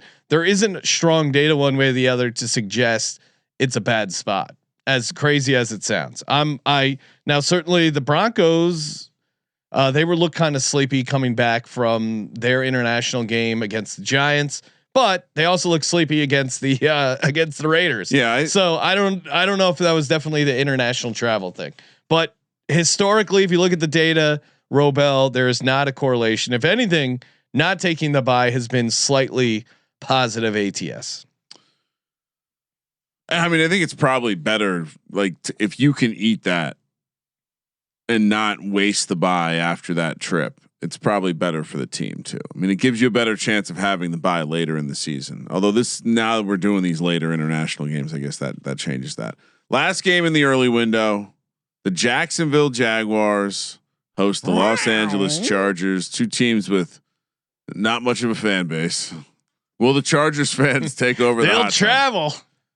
Chargers are comically public, catching almost 90% of the action. Sean. Oh my God! Chargers also have their bye on deck. Chargers laying 3 on the road, -150 on the money line. Jacksonville +130. I want no part of this. 44 is the total. No part. Yeah.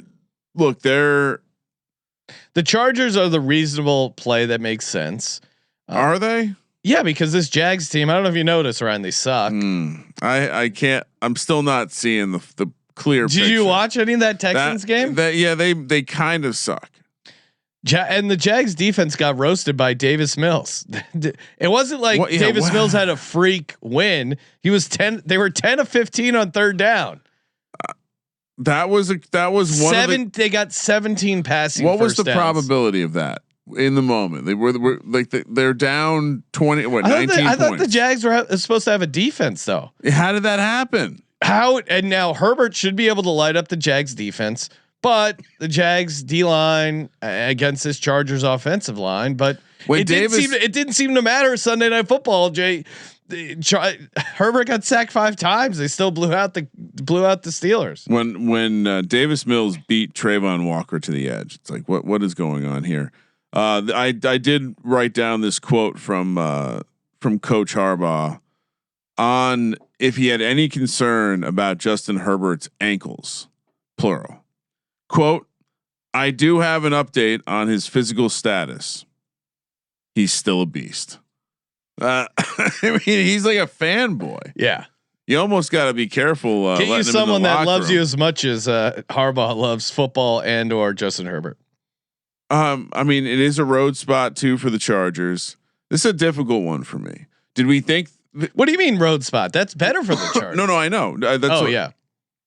But do we think the offensive line improved because they've been making every defensive line they play against look great? Yeah. And so of course I'm going to take my Jags. Yeah. I'm not jagging off. I'm done jagging off. Really? Don't want any part of it. I made a friend while playing slots and he asked, how's the slot?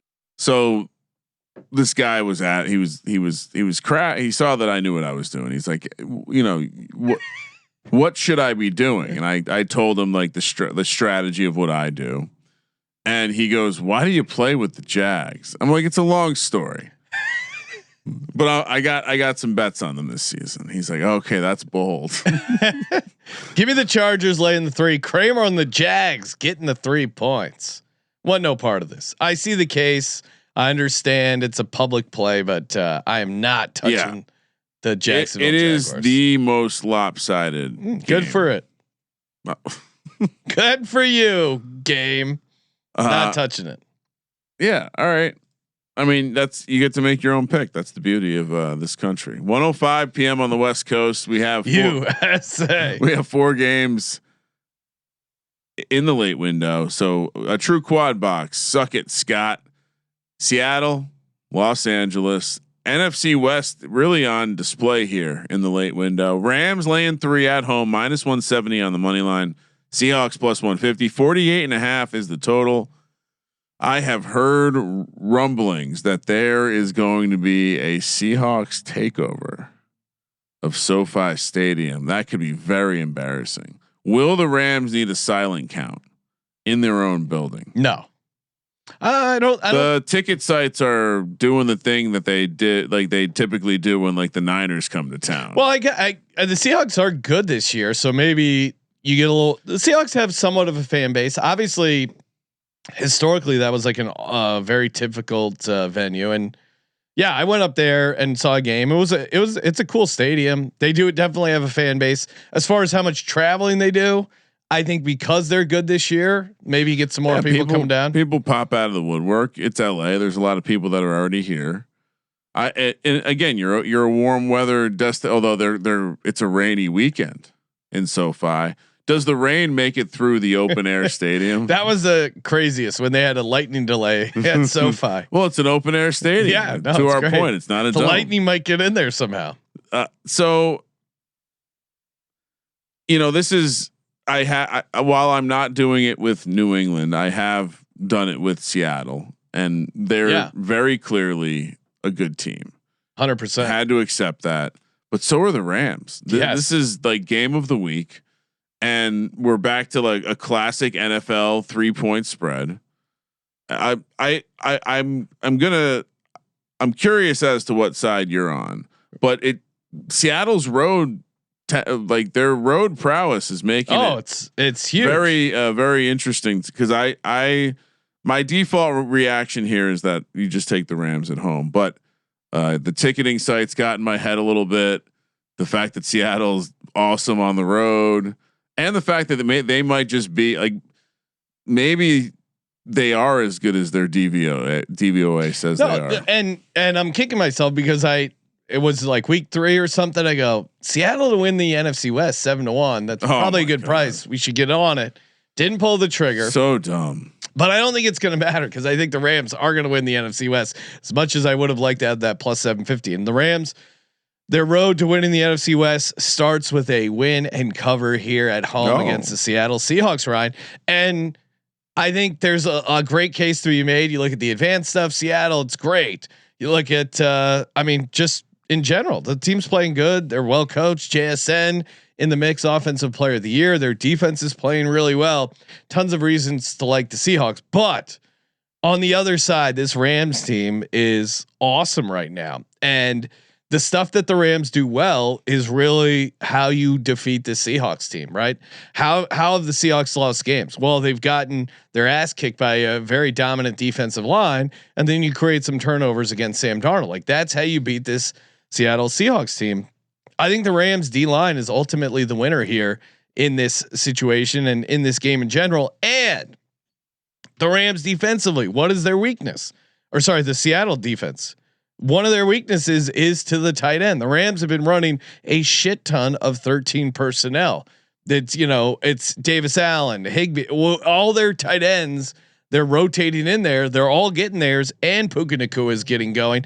And what really sold me on it was Ryan last year. Sam Darnold as a starter, he had 3 losses. 2 were to the Rams. 2 were to the Rams. The Rams fucking own Sam Darnold, who, as much as he's improved, he does not have the heart of a champion. Give me the Rams laying the 3. Kramer?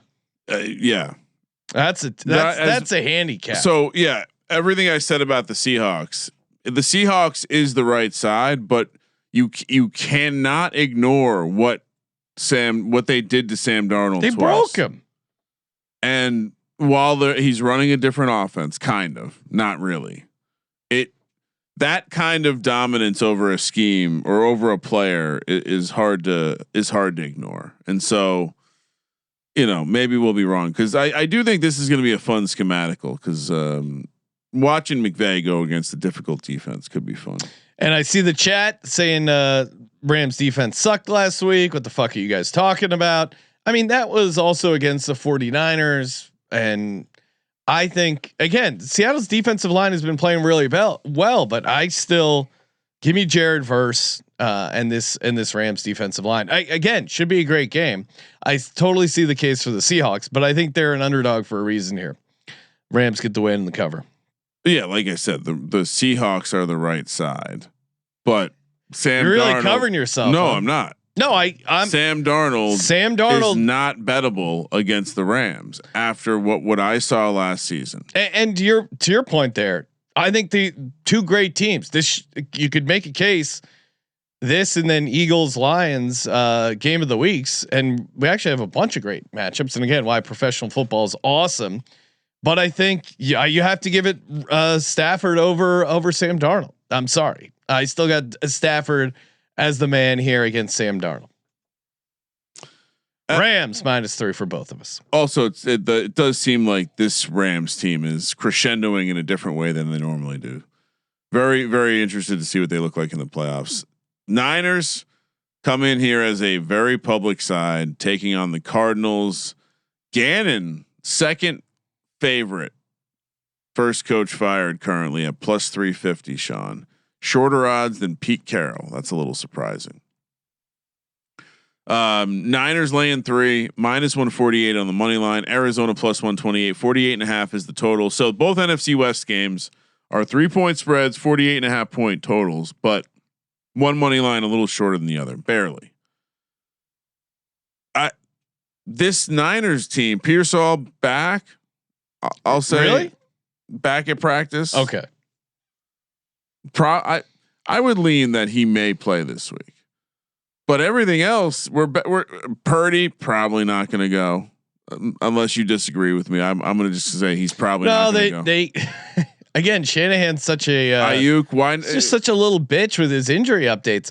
He's going to have a really aggressive week of practice. Just come on. What are we Why talking? are we playing games here? Mac Jones is your starter. Maybe he gets Pearsall. Probably. But now I get. Is there a chance Purdy plays? Maybe. Marvin Harrison Jr. is out with appendicitis. I think Trey McBride's going to have an awesome game. This is an interesting situation because I love fading San Francisco off a win. They're super bad off that ATS. Partly one reason why I loved the Rams last week, and the 49ers have just been bad at home ATS. Like the market hasn't figured that out yet. But now this is 49ers awful loss against Jacoby Brissett. They got their asses kicked against Seattle, so you can make a case. Hey, they bounced back. Walter Nolan, what's up with him? I know he left the game, and he was a big part of the reason why I thought, hey, now that they have Walter Nolan, this defense is going to be able to hang with Seattle and keep this close. It was a bad call, but also that the way that they gave up two defensive touchdowns. Those two defensive, and I should have reminded myself of what Jacoby Brissett is capable of floor wise, because after he had those two defensive touchdowns, the game's over. So now, to their credit, the Cardinals kept fighting and made it a game, made it so that they weren't a close your eyes special, which I don't know if I like or don't like. They're very injured.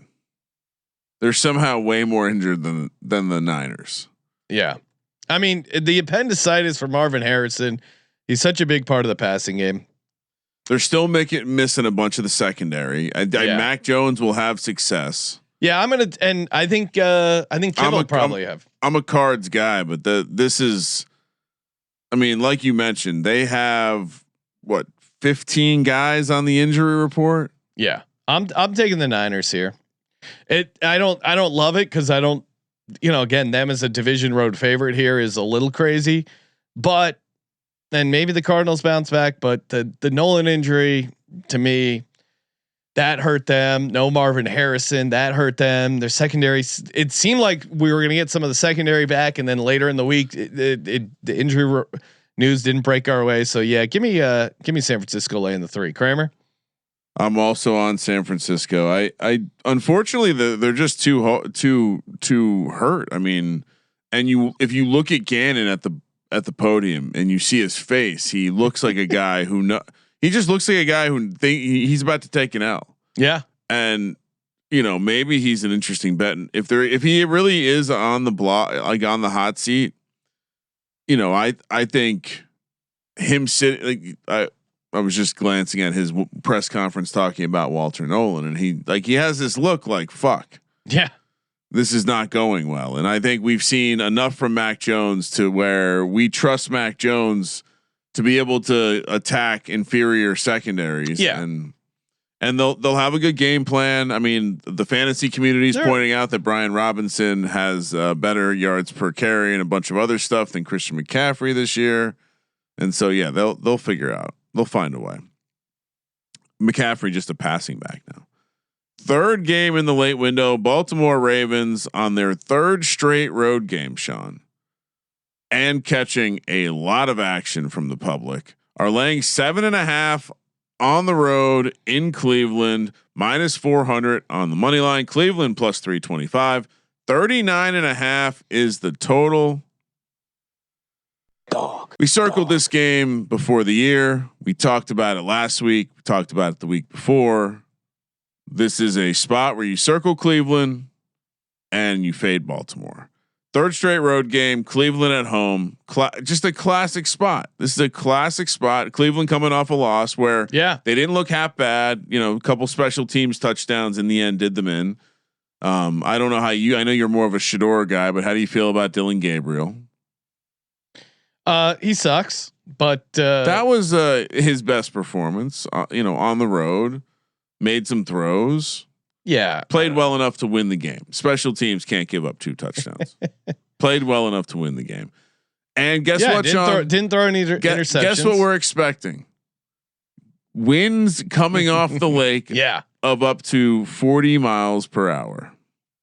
Again, it doesn't matter who their quarterback is. The Browns always make this game more difficult than it needs to be for the Ravens. Now, does that mean they might win outright? Could be. But this is the Browns Super Bowl. Think how good this Ravens team has been regular season. Of course, we know Lamar can't do it in the playoffs, but think how good this Ravens team has been, and yet Lamar is only 9-5 straight up against the Ravens. He's been sacked 30 times, which I did a close look. Obviously they play the Browns more because they're in the division, but the second team is 13. Myles Garrett is going to have himself a day. The Browns defense is going to have themselves a day. The third road spot is really, if you wanted to kind of convince yourself, okay, Ravens, they're rolling. This is the third road spot against a division opponent. You don't cover these games. This is how the NFL works. And Lamar missed practice today dealing with knee soreness, which was a little surprising. And if you didn't see the news too, it sounds like they're close to opening Deshaun Watson's practice window. Really? Can't wait for the internet to figure out that he's ahead of Shador Sanders on the depth chart. I'm not touching Deshaun Watson. That's going to be a that's going to be a hell of a conversation. Yeah, and Robel in the chat, Robel, I'm sorry if I don't know how to pronounce it, but he's right. This is the Browns Super Bowl. This is like their biggest game they have left. Well, also you got the bad blood, the city bad blood. Imagine, Sean, if an owner stole the Eagles and moved them to another city. Yeah, you immediately hate that city forever. Yes. Come on, we're both on the Browns. They always get up for this, and their defense is so much better at home than on the road. Lock potential. The lock bucket has some options this week, Sean. Oh yeah, Game 4 in the late window. I'm curious to know what the game of the week's going to be. Kansas City heads to Denver. This is one of them too. It's a very strong late slate considering we haven't had a ton of those. I think the NFC West generally being good helps that. Kansas City coming off their bye, Andy Reid coming off the bye, Patrick Mahomes coming off the bye, laying 4 in Denver at elevation. Denver mini bye coming off Thursday Night Football. Denver also looking ahead to their bye for what it's worth. Denver +180 on the money line. 44.5 is the total. Colby's Chiefs logo is out of control. I mean, this is as simple as Andy Reid off the bye. Does Colby just Google like most racist Native American image? So trying to help Colby create some efficiencies. It is really cool looking though in his process, and the guy looks like a badass warrior. And it's just funny. It's like the most old school, stuff that people would say, "Oh, cancel this." But meanwhile, he looks like a awesome Native American warrior. Yeah, and he's holding the football. I'd like to see him toss that at. All right, so I'm watching Colby do this, and I'm like, "So Colby, where do you then get these logos from that you put over here?" And he's like, "I just got them on my desktop over here." He's back at it, Sean. He just has folders of logos. He must just sit on the internet and download stuff. Yes, all day long. Anyway, Kansas City, Denver. I think this game's been anticipated. Obviously, the Broncos have longer odds to win the division, the conference, the Super Bowl than the Chiefs, even though they have a 2-game lead. I mean, it doesn't matter to me. We're probably paying an expensive price at 4. Yeah. And I was a little bit surprised to see how the bets are distributed early in the week, Sean. Denver getting some love. Denver is like, so the bet splits are 60-40. The handle splits are 90-10 Chiefs. So big bets coming in on the Chiefs. I think that's what pushed the number from 3.5 to 4. Yeah. And I think it's one of the most obvious spots in American sports betting. Andy Reid off a bye. And you get Andy Reid off a bye, and you get Patrick Mahomes off a loss. Both and Andy Reid off a loss. Both super strong trends there. And then as much as I like this Broncos team, they're clearly struggling. The 4 does make me a little nervous. You know, RJ Harvey, they might be able to run the ball against him, but we're paying. I mean, although this can't be 3 at the same time. Andy Reid 19-12 ATS off a bye. Patrick Mahomes 15-10 ATS off a loss. I just thought Bo Nix has looked pretty skittish. I don't know what it is. The Broncos offensive line is good, and they're protecting them. I would say the biggest thing here is if the Chiefs lose this game, they might not win the division. Like the division. I mean, look at the numbers, Ryan. If the Chiefs lose this game, they don't win the division. I think their road becomes very difficult. But I mean, I think look, the Broncos want you want Surtain out there against the Chiefs. He's not going to be out there. Yeah, that's big too. He's not practicing, so he's probably going to be out again. It's the day before the bye week. So if they lose this game to the Broncos, they would be 4 games back from the Broncos with not many games left. They only play them once. They do still have some winnable divisional games. It would almost be impossible. This is a must-win game, is what you're trying to say. Yeah. No, it's a must-win game for the division. If you needed extra motivation as to why, if the Broncos lose this game, they still feel pretty good about themselves going into the bye at 8-3, considering how bad they've looked at times. Are we concerned at all that Patrick Mahomes was enjoying himself at the Texas Tech game this past week? No. Yeah. Me neither. Although we've seen his wife have some annoying tendencies at sporting events. Ryan, is there a close your eyes special this week? No. Nurse Jackie in the chat wanting to know. And so Nurse Jackie, reminder, the close your eyes special. You underperform the spread by 21 points and you're getting points the following week. It's like a lunar eclipse. It doesn't happen every week, but when it does, that's when you get involved. Or like interstellar spaceship coming right for the Earth. Potentially could end it all. No one cares. No. Sunday Night Football. Wow. Look at this Detroit Lions logo. The Lions on a back-to-back road spot head to Philadelphia, or on a short week coming off Monday night in the cold. Eagles laying 3 -160 on the money line. Lions +140. 46.5 is the total. Again, classic NFL handicapping. 2 good teams, 3-point spread. What do you do? Well, it is November, so the first thing I do when Jared Goff's playing is I check the weather. We know that Jared Goff has had a history of not performing well in situations where it's cold. So, Sean, do we have a temperature?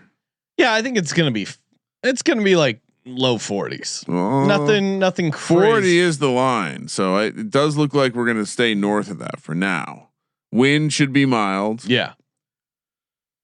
Yeah, it does seem like it could be very similar to the game we just watched in Green Bay. I don't think so. I think you're going to see some offense, especially from this Eagles team. Yeah, I think you're going to see the passing game getting going here. Devonta Smith is having a career year. Wide receiver 1. I mean, certainly his numbers would say so. Do we want to talk about the improv work that Jalen Hurts and AJ Brown were doing at the end of the game? Yeah, it seems like there's a chance they audibled into that deep shot, which interesting. Yeah, they've hit that on a number of fourth downs before. So I would, again, it didn't work. They still won the game. I'm always going to be more forgiving as a fan of coaches, players being aggressive, playing to win. If it's the decision between on that fourth down play, throwing that deep shot or punting, I'm going for it. I know the analytics say to punt, but I was totally happy with them going for it. And if you want to say that's a low percentage throw, I could hear you saying that, but also AJ and Jalen Hurts have hit that a number of times.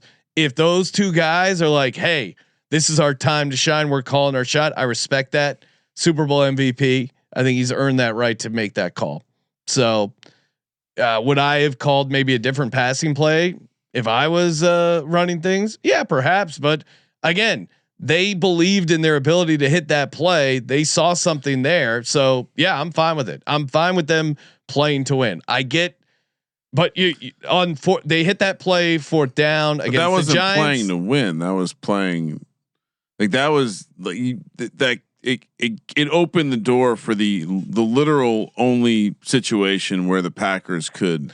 Okay, I see that, but in the same situation on 4th and 2, they hit a deep ball to the Giants in a similar spot. They didn't need a bomb against the Cleveland Browns last year. One of the plays that turned their season around was a 4th and 6 similar situation where they hit the go ball to AJ Brown. So again, I trust Jalen Hurts and AJ Brown. So, and I'm fine with it. I mean, I get why people are upset and, oh, you should punt. And yeah, sure. If they would have punted, I wouldn't have been pissed. But the fact that AJ and Jalen are like, hey, we're boys, we're going to go for this. I like that as a team. What about AJ Brown doing some media, calling the situation a shit show? Yeah. I watched the clip. I watched his explanation afterwards. It's all, I mean, it's all fine. I don't like, if you want to get in the weeds about it, it's not really that. It's just, it must be, it would if I was a team, I would love the way that Devonta Smith goes about his business. Sure. A little bit more than AJ Brown, considering he's putting up wide receiver 1 numbers. And AJ Brown is I mean, not. there's going to be people like you that try and, create dissension amongst the team. But if you listen to AJ's comments, he wants to contribute more. He wants the offense to be more dominant. High achieving individuals, this young people, this is the way they express their frustration that they're not a part of it and achieving more, which again, it's not how I would go about my business. And to your point, Ryan, yes, I appreciate Devonta Smith. He's had roles change throughout the year, but he's been very consistent and he's very efficient. Also, that being said, I want AJ Brown on this team. He's a really good receiver and he makes the team better. So I don't think you should get rid of AJ Brown. The Eagles aren't going to get rid of AJ Brown. He's going to continue to play at a high level, and this team is going to win a bunch of fucking games because not only do they have AJ Brown, Devonta Smith, Jalen Hurts, Dallas Goedert, they have an offensive line that is seemingly getting healthy. Although Lane Johnson dealing with an ankle thing, he came back into the game. I saw all 4 offensive linemen were limited. Yeah, which is that seems like a problem. Could be, but I mean, they're all going to play, I think. Lions also have a banged up offensive line. Yeah. And I don't know if Penei Sewell is going to play, and Sam Laporta missed practice. The Lions themselves are dealing with the shit ton of injuries as well. Terry and Arnold concussion, not practicing on Wednesday. I'm going to guess he's not going to play. Kirby Joseph still out. Hutchinson didn't practice. I think he will play, but on their offensive line is very beat up, and that's kind of how the Vikings beat them. And as someone that was at that Lambeau game, Jalen Phillips was an instant just boost to this defense. Him and Nolan Smith. Brandon Graham gave him a couple decent snaps there. This defensive line is for real. Even Adoree Jackson being out there wasn't a liability because of how well the rest of the defense was playing. And I think Adoree Jackson even had some decent snaps. Lions head coach Dan Campbell on playing in Philadelphia this week. Quote, "You go some places and they wave at you. We're so happy you're here to play us again. this is not one of those places. It's as far from that as you can possibly get. So he's leaning into it. I get it, but this is why the Lions are not in my mind a team that's going to win the Super Bowl. Is they're going to struggle with elite teams on the road, and I think this Philadelphia Eagles team, Super Bowl champs, are an elite team. I think Jalen Hurts is going to have a nice day throwing the ball, and I think this defensive line is going to fuck up Jared Goff. So Eagles roll. Vic Fangio has also had success against Goff in the past. I think there's also an element of whatever caused Dan Campbell to take over play calling duties. Like, that's interesting. We're just glossing this. Like, we're just brushing this over. Like, from the only bit of evidence I've been able to find is he felt that he wanted to get more Jamison Williamson calls. And so if it was all about just getting Jamo the ball more, someone goes, well, he really picked the perfect game to become the play caller. Oh, you're going up against the Commanders. All right. Yeah, no, I'm, it's like when my dad would be like, all right, give me the controller. Oh, you're playing the easiest team. Like, of course you're going to look good. Racking up the stats against this Eagles defense is awesome.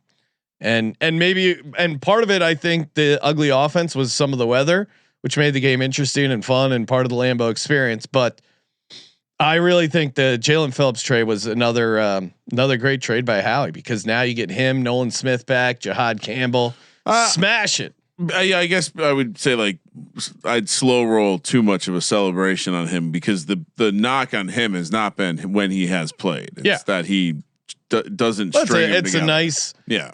It's a nice. I mean, the defense was playing pretty good without him. It's a nice luxury to have him there. Yeah. I'm just saying, like, his problem has never been his play when he's playing. It's the fact that he's like Darren Waller soft and misses every other game.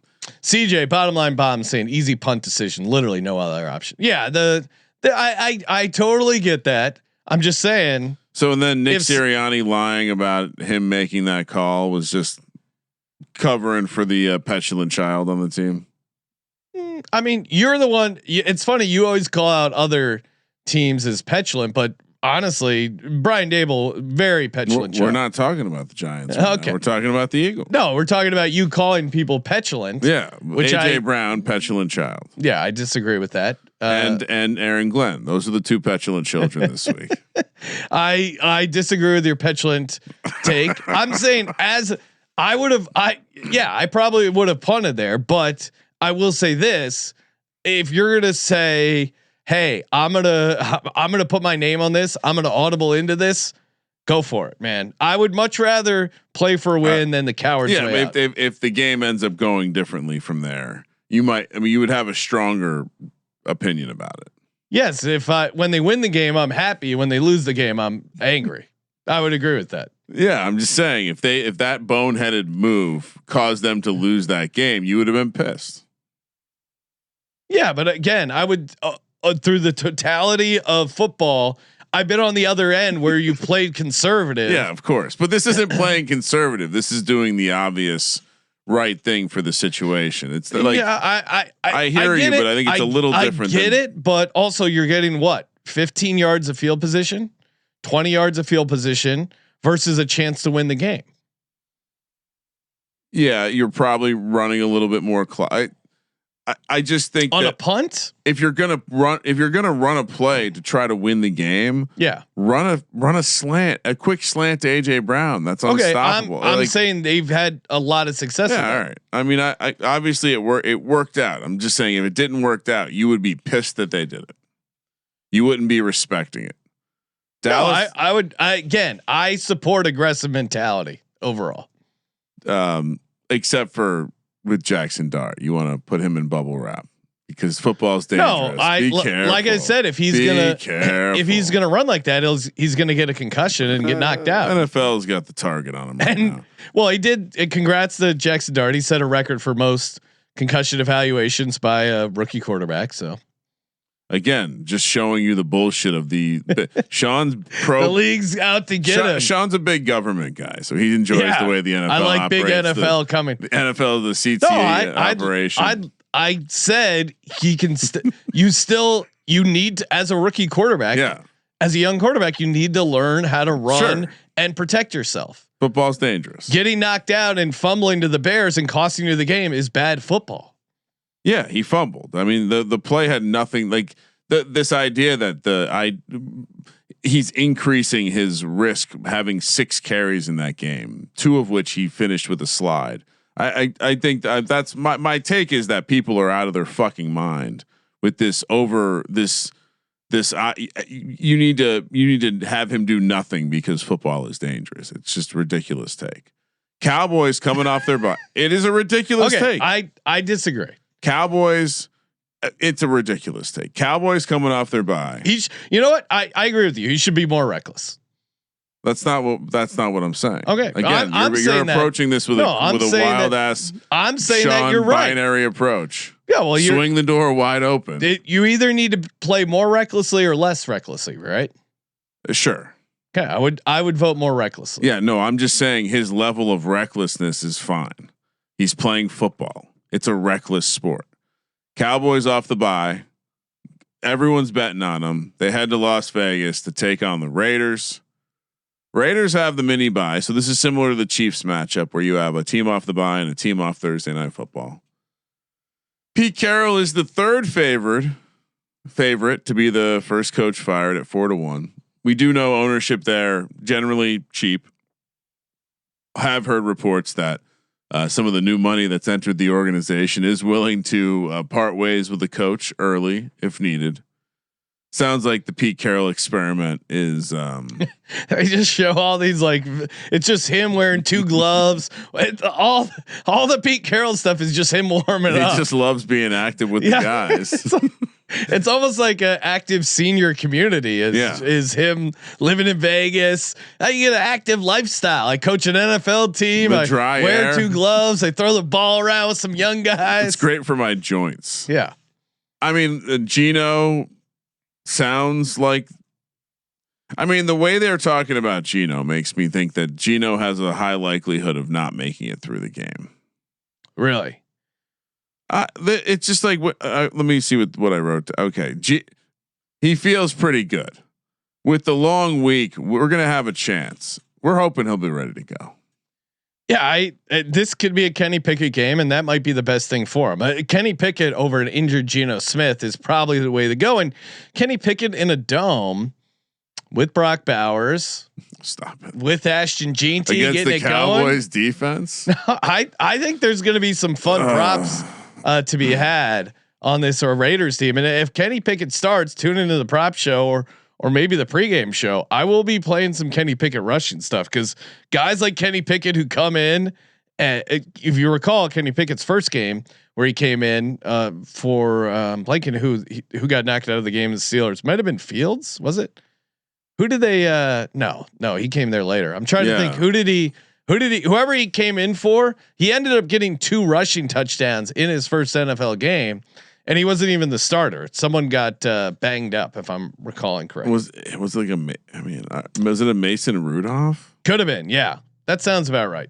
Either way, Kenny Pickett could be scrambling around. This Cowboys defense is horrible. I know they traded for Quinnen Williams, but that's a little. Quinnen Williams thinking he was going to a good team. Those videos are so funny. He's like, I'm tired of playing for a losing organization. And people are like, you're going to the Cowboys. Haven't made it to a conference championship game in 35 years. Long time. Now I mean, you could make a case the Jets have had more postseason succce. Oh, what do you mean? You can make the argument. It's like there's fact. There's actual data to show that. I have that box score. Hold on. Okay, because I have vivid memories of Kenny Pickett getting 2 rushing touchdowns, and he was going against Zach Wilson, and the starting quarterback was Mitchell Trubisky. Okay, you're right. And listen to this stat line for him: 10 of 13, 0 touchdowns, 3 interceptions, 6 carries, 2 touchdowns. Boss. So if you don't think Kenny Pickett can get 2 touchdowns in a game, now granted it was his first and only time he's done it, I might be playing a Kenny Pickett rushing touchdown. There is because the Cowboys are one of the worst teams at allowing quarterback rushing touchdowns. There is very strong tragic magic. Yes, coming to the situation. Yeah, very unfortunately, the situation with the Cowboys. But also too, I would. I mean, again, that stuff's tough to handicap because it can mess with your head too, having to deal with that. We saw it earlier in the year with Brian Thomas and the kid from LSU who took his own life. You're right. This can be one of those things where, hey, it inspires you, get fired up, or it messes up your head. I would not know how to handicap that. Yeah, this feels pretty real. Like this isn't like a remote family member or like a grandparent. This is someone that was on the team. So, certainly will be interested in which way that swings it. But yeah, in Vegas, I guess I'll be on the Raiders. This week, this isn't going to be the week. Max Crosby gonna fuck up Dak Prescott there. All right, Kramer, time for everyone's favorite lock, dog, and tease. Happy birthday. And I think we closed things out with the. What did we do last week? Did we do the point spread song or did we do the Hey D-Gens? I think we did point spread song last week. I think we did do points. Okay, we'll close it out. Might have done Hey D. We'll just do. Who cares? Close it out with Hey D-Gens. I like mixing it up. Yeah. Although that's fine. Kramer, do you want to go first or second? Do we want to? You're effectively asking me if we want to mix it up. I'm down to mix it up. I don't remember who went first last week. Oh, I do. Okay, you did. All right. I'll go first. Great. What do you got? I think changing up the lock number 1. Oh dear God! All right, let's get through this. Lock number 1 is Cleveland. Been talking about it for a while. Lock it up, Browns. Lock number 2 is Kansas City. Obvious reasons. -4, Kansas City Chiefs. Lock number 3. Okay. What's your third lock, Ryan? Lock number 3 is going to be the Atlanta Falcons. Oh, okay. I told you this was a lock. Yeah. And your money line dog, Ryan.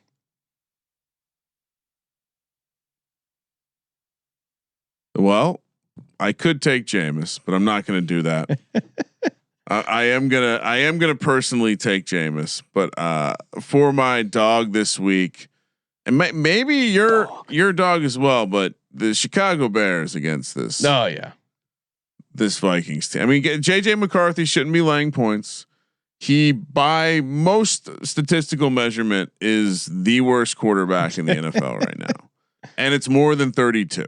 So, tease. Yes. Let's tease the lot of interesting teaser opportunities here. Let's tease the Texans to a half. Okay. Let's get the Bucks up to 12. Okay. What could possibly go wrong? And let's get the. You know what? This is how we play Jameis. We get him in a teaser. 13 points for Jameis Winston. Safest. I mean, safest way to play Jameis. No, you have to play Jameis alts. You can't teasing Jameis is making Jameis safe. The whole thing fun about Jameis is he's completely reckless. Put him on the pleaser. Yes. All righty, here we go. Oh, and Atlanta's -3.5. Yeah. Okay, for the bonus lock. For me, lock number 1. Give me the Chicago Bears +3. Lock number 2. Give me the Los Angeles Rams laying 3. Lock number 3. Ooh, back-to-back weeks on the Rams. Nice. Give me. Well, they're pretty good. Give me the Philadelphia Eagles laying 3. Oh, we're at that point in the season. Moneyline dog.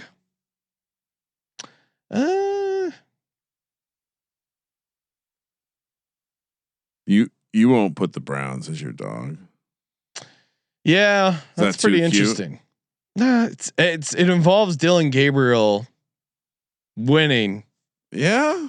I mean, I love you stole my Bears as you said. I like the Bucks as well. You know what? I'm gonna put Tampa Bay as the. No, I'm gonna save Philly -3. Keep all 3 point spreads there. My dog, give me Tampa Bay Bucks on the money line plus 225. Also like him plus the points here, but I think can the Bills lose back-to-back games, or do I go Browns? Yeah, go Bucks. All right, Bucks. I will likely be doing the following round. You know what? Yeah. Instead of that, give me Whoa. I know I'm hemming and hawing here, but give me Cincinnati plus 205 on the money line. Oh. But I do like. I'm working on a round robin money line parlay. I'll either discuss on the prop show or the VSiN show. Oh, should I save it? I'm going to do a Killer Bees money line parlay with the Browns, the Bucks, and the Bengals. Browns, Bucks, Bengals, or Bears. They also are bees. I'm deciding 3-4 teams, so stay tuned. We'll reveal that on the prop show. What about 5? 5? What would be 5? 26 bets. All right, I got to do some math on that. I think if you go to 6, it's like 57 bets. All right, here's my tease. For my tease, give me the Pats down to 7. Give me. I wish Ross was here to explain teases to me. Give me Houston -6, -0.5. Although I should just be locking that one up too. I got to get that. The best part is how he'll do the teaser legs by himself. He throws them all in a bucket. It's so complicated. And then you get to the end, and you're like, That's in my teaser pile. Like that's 2 units. They're recommending unit. Take these 26 bets. Tampa Bay up to 12. So my locks: Chicago +3, Rams -3, Eagles -3, Bengals on the money line. Tease, Pats -7, Texans -0.5, Bucks -12. Kramer, what are we doing for the Circa Million? We got Cleveland in here. Get Cleveland in there. Okay. KC -4. I'm surprised you didn't lock that up. No, I mean I have a lot of stuff I like this. Chicago +3. Did you like Atlanta? Yep. Atlanta -3.5. And then either Rams or the Eagles for the last leg. I like the Rams or the Bengals better than the Eagles. Yeah. All right. So we got Browns +7.5, Chiefs -4, Bears +3, Falcons -3.5, Rams -3 for our 5. Circa million. That's play. a tight 5. Tight 5. But man, there's some other stuff I like. I have a lot of action laid out in the old Circa tickets. I don't know if I told the story. There was a ticket pouch mishap. Didn't bring the tickets from week 9 out to Vegas, and so now I have winners from week 9 and 10.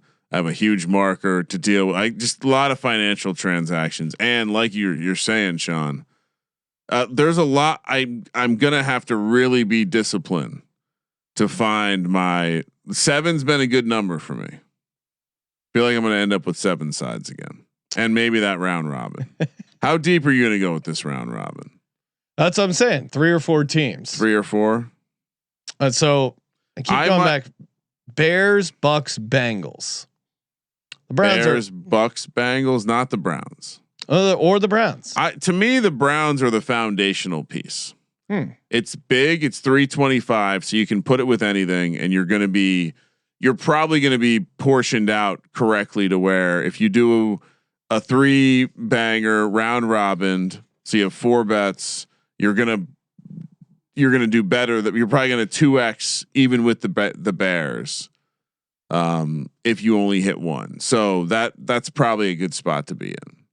Now, there are a lot of legs that I want to put in the round robin, so I'm half considering doing a huge round robin and just putting like a small stake on each leg.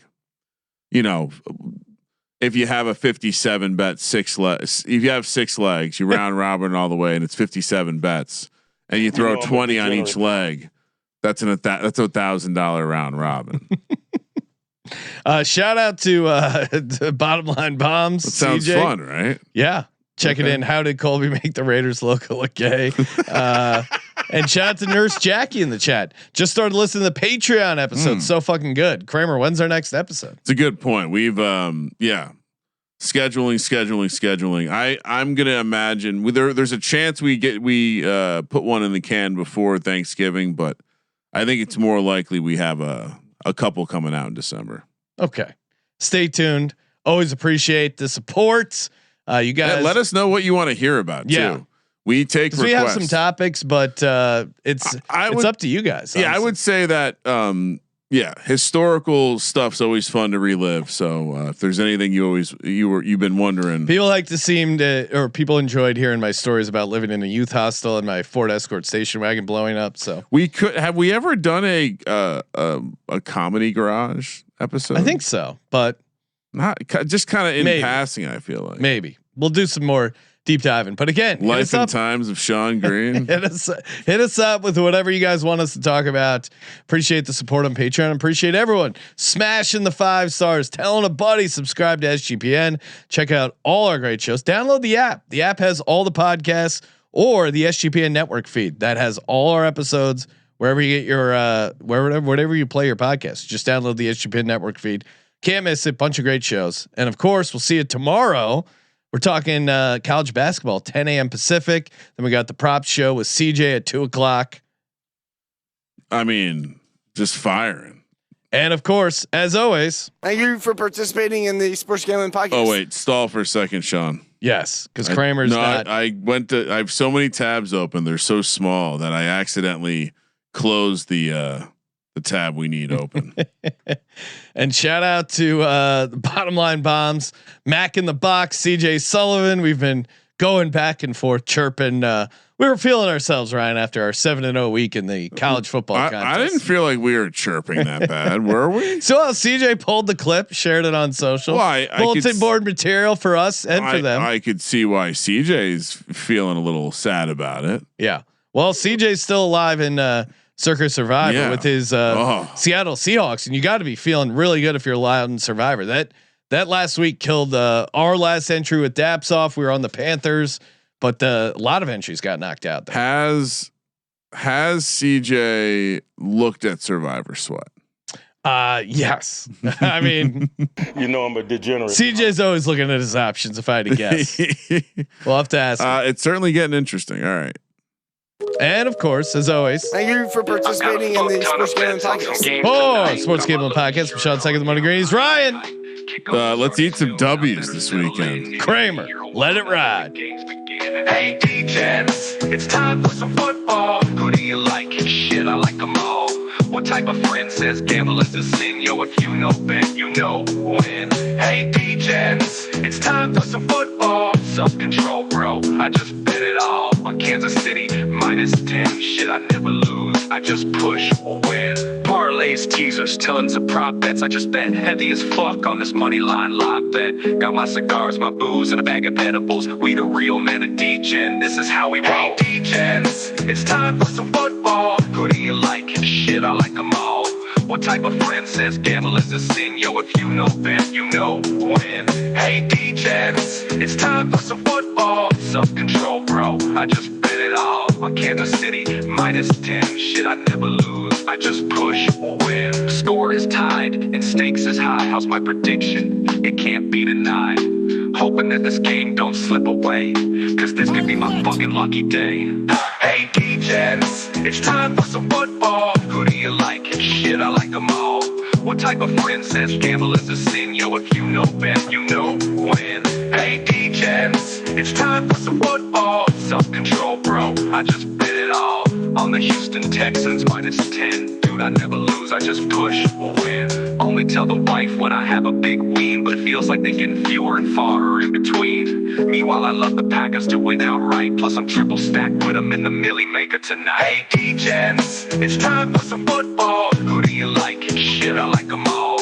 What type of friend says gamble is a sin? Yo, if you know bet, you know win. Hey, D-Gens, it's time for some football. Self-control, bro. I just bet it all on Jacksonville +10. Shit, I never lose. I either push or win. Hey, Sean. Yes, Ryan. Fly, Eagles, fly. Oh, Ryan, dude, wow, you're so sweet. I really appreciate that. It's going to be a great season for my Eagles. And hey, just for that, I'll give you a banger Giants drop. Now, how does that sound? No way. Here we go. Gee, man, the Giants are a great football team, and I have a weird crush on the head coach. I mean, he dropped all that weight, right? Dude, I'm dying. I know. Uh-oh, here comes Decker. Hey, Decker! Hey, kids! I just have one thing to say to you. What's that, Deck?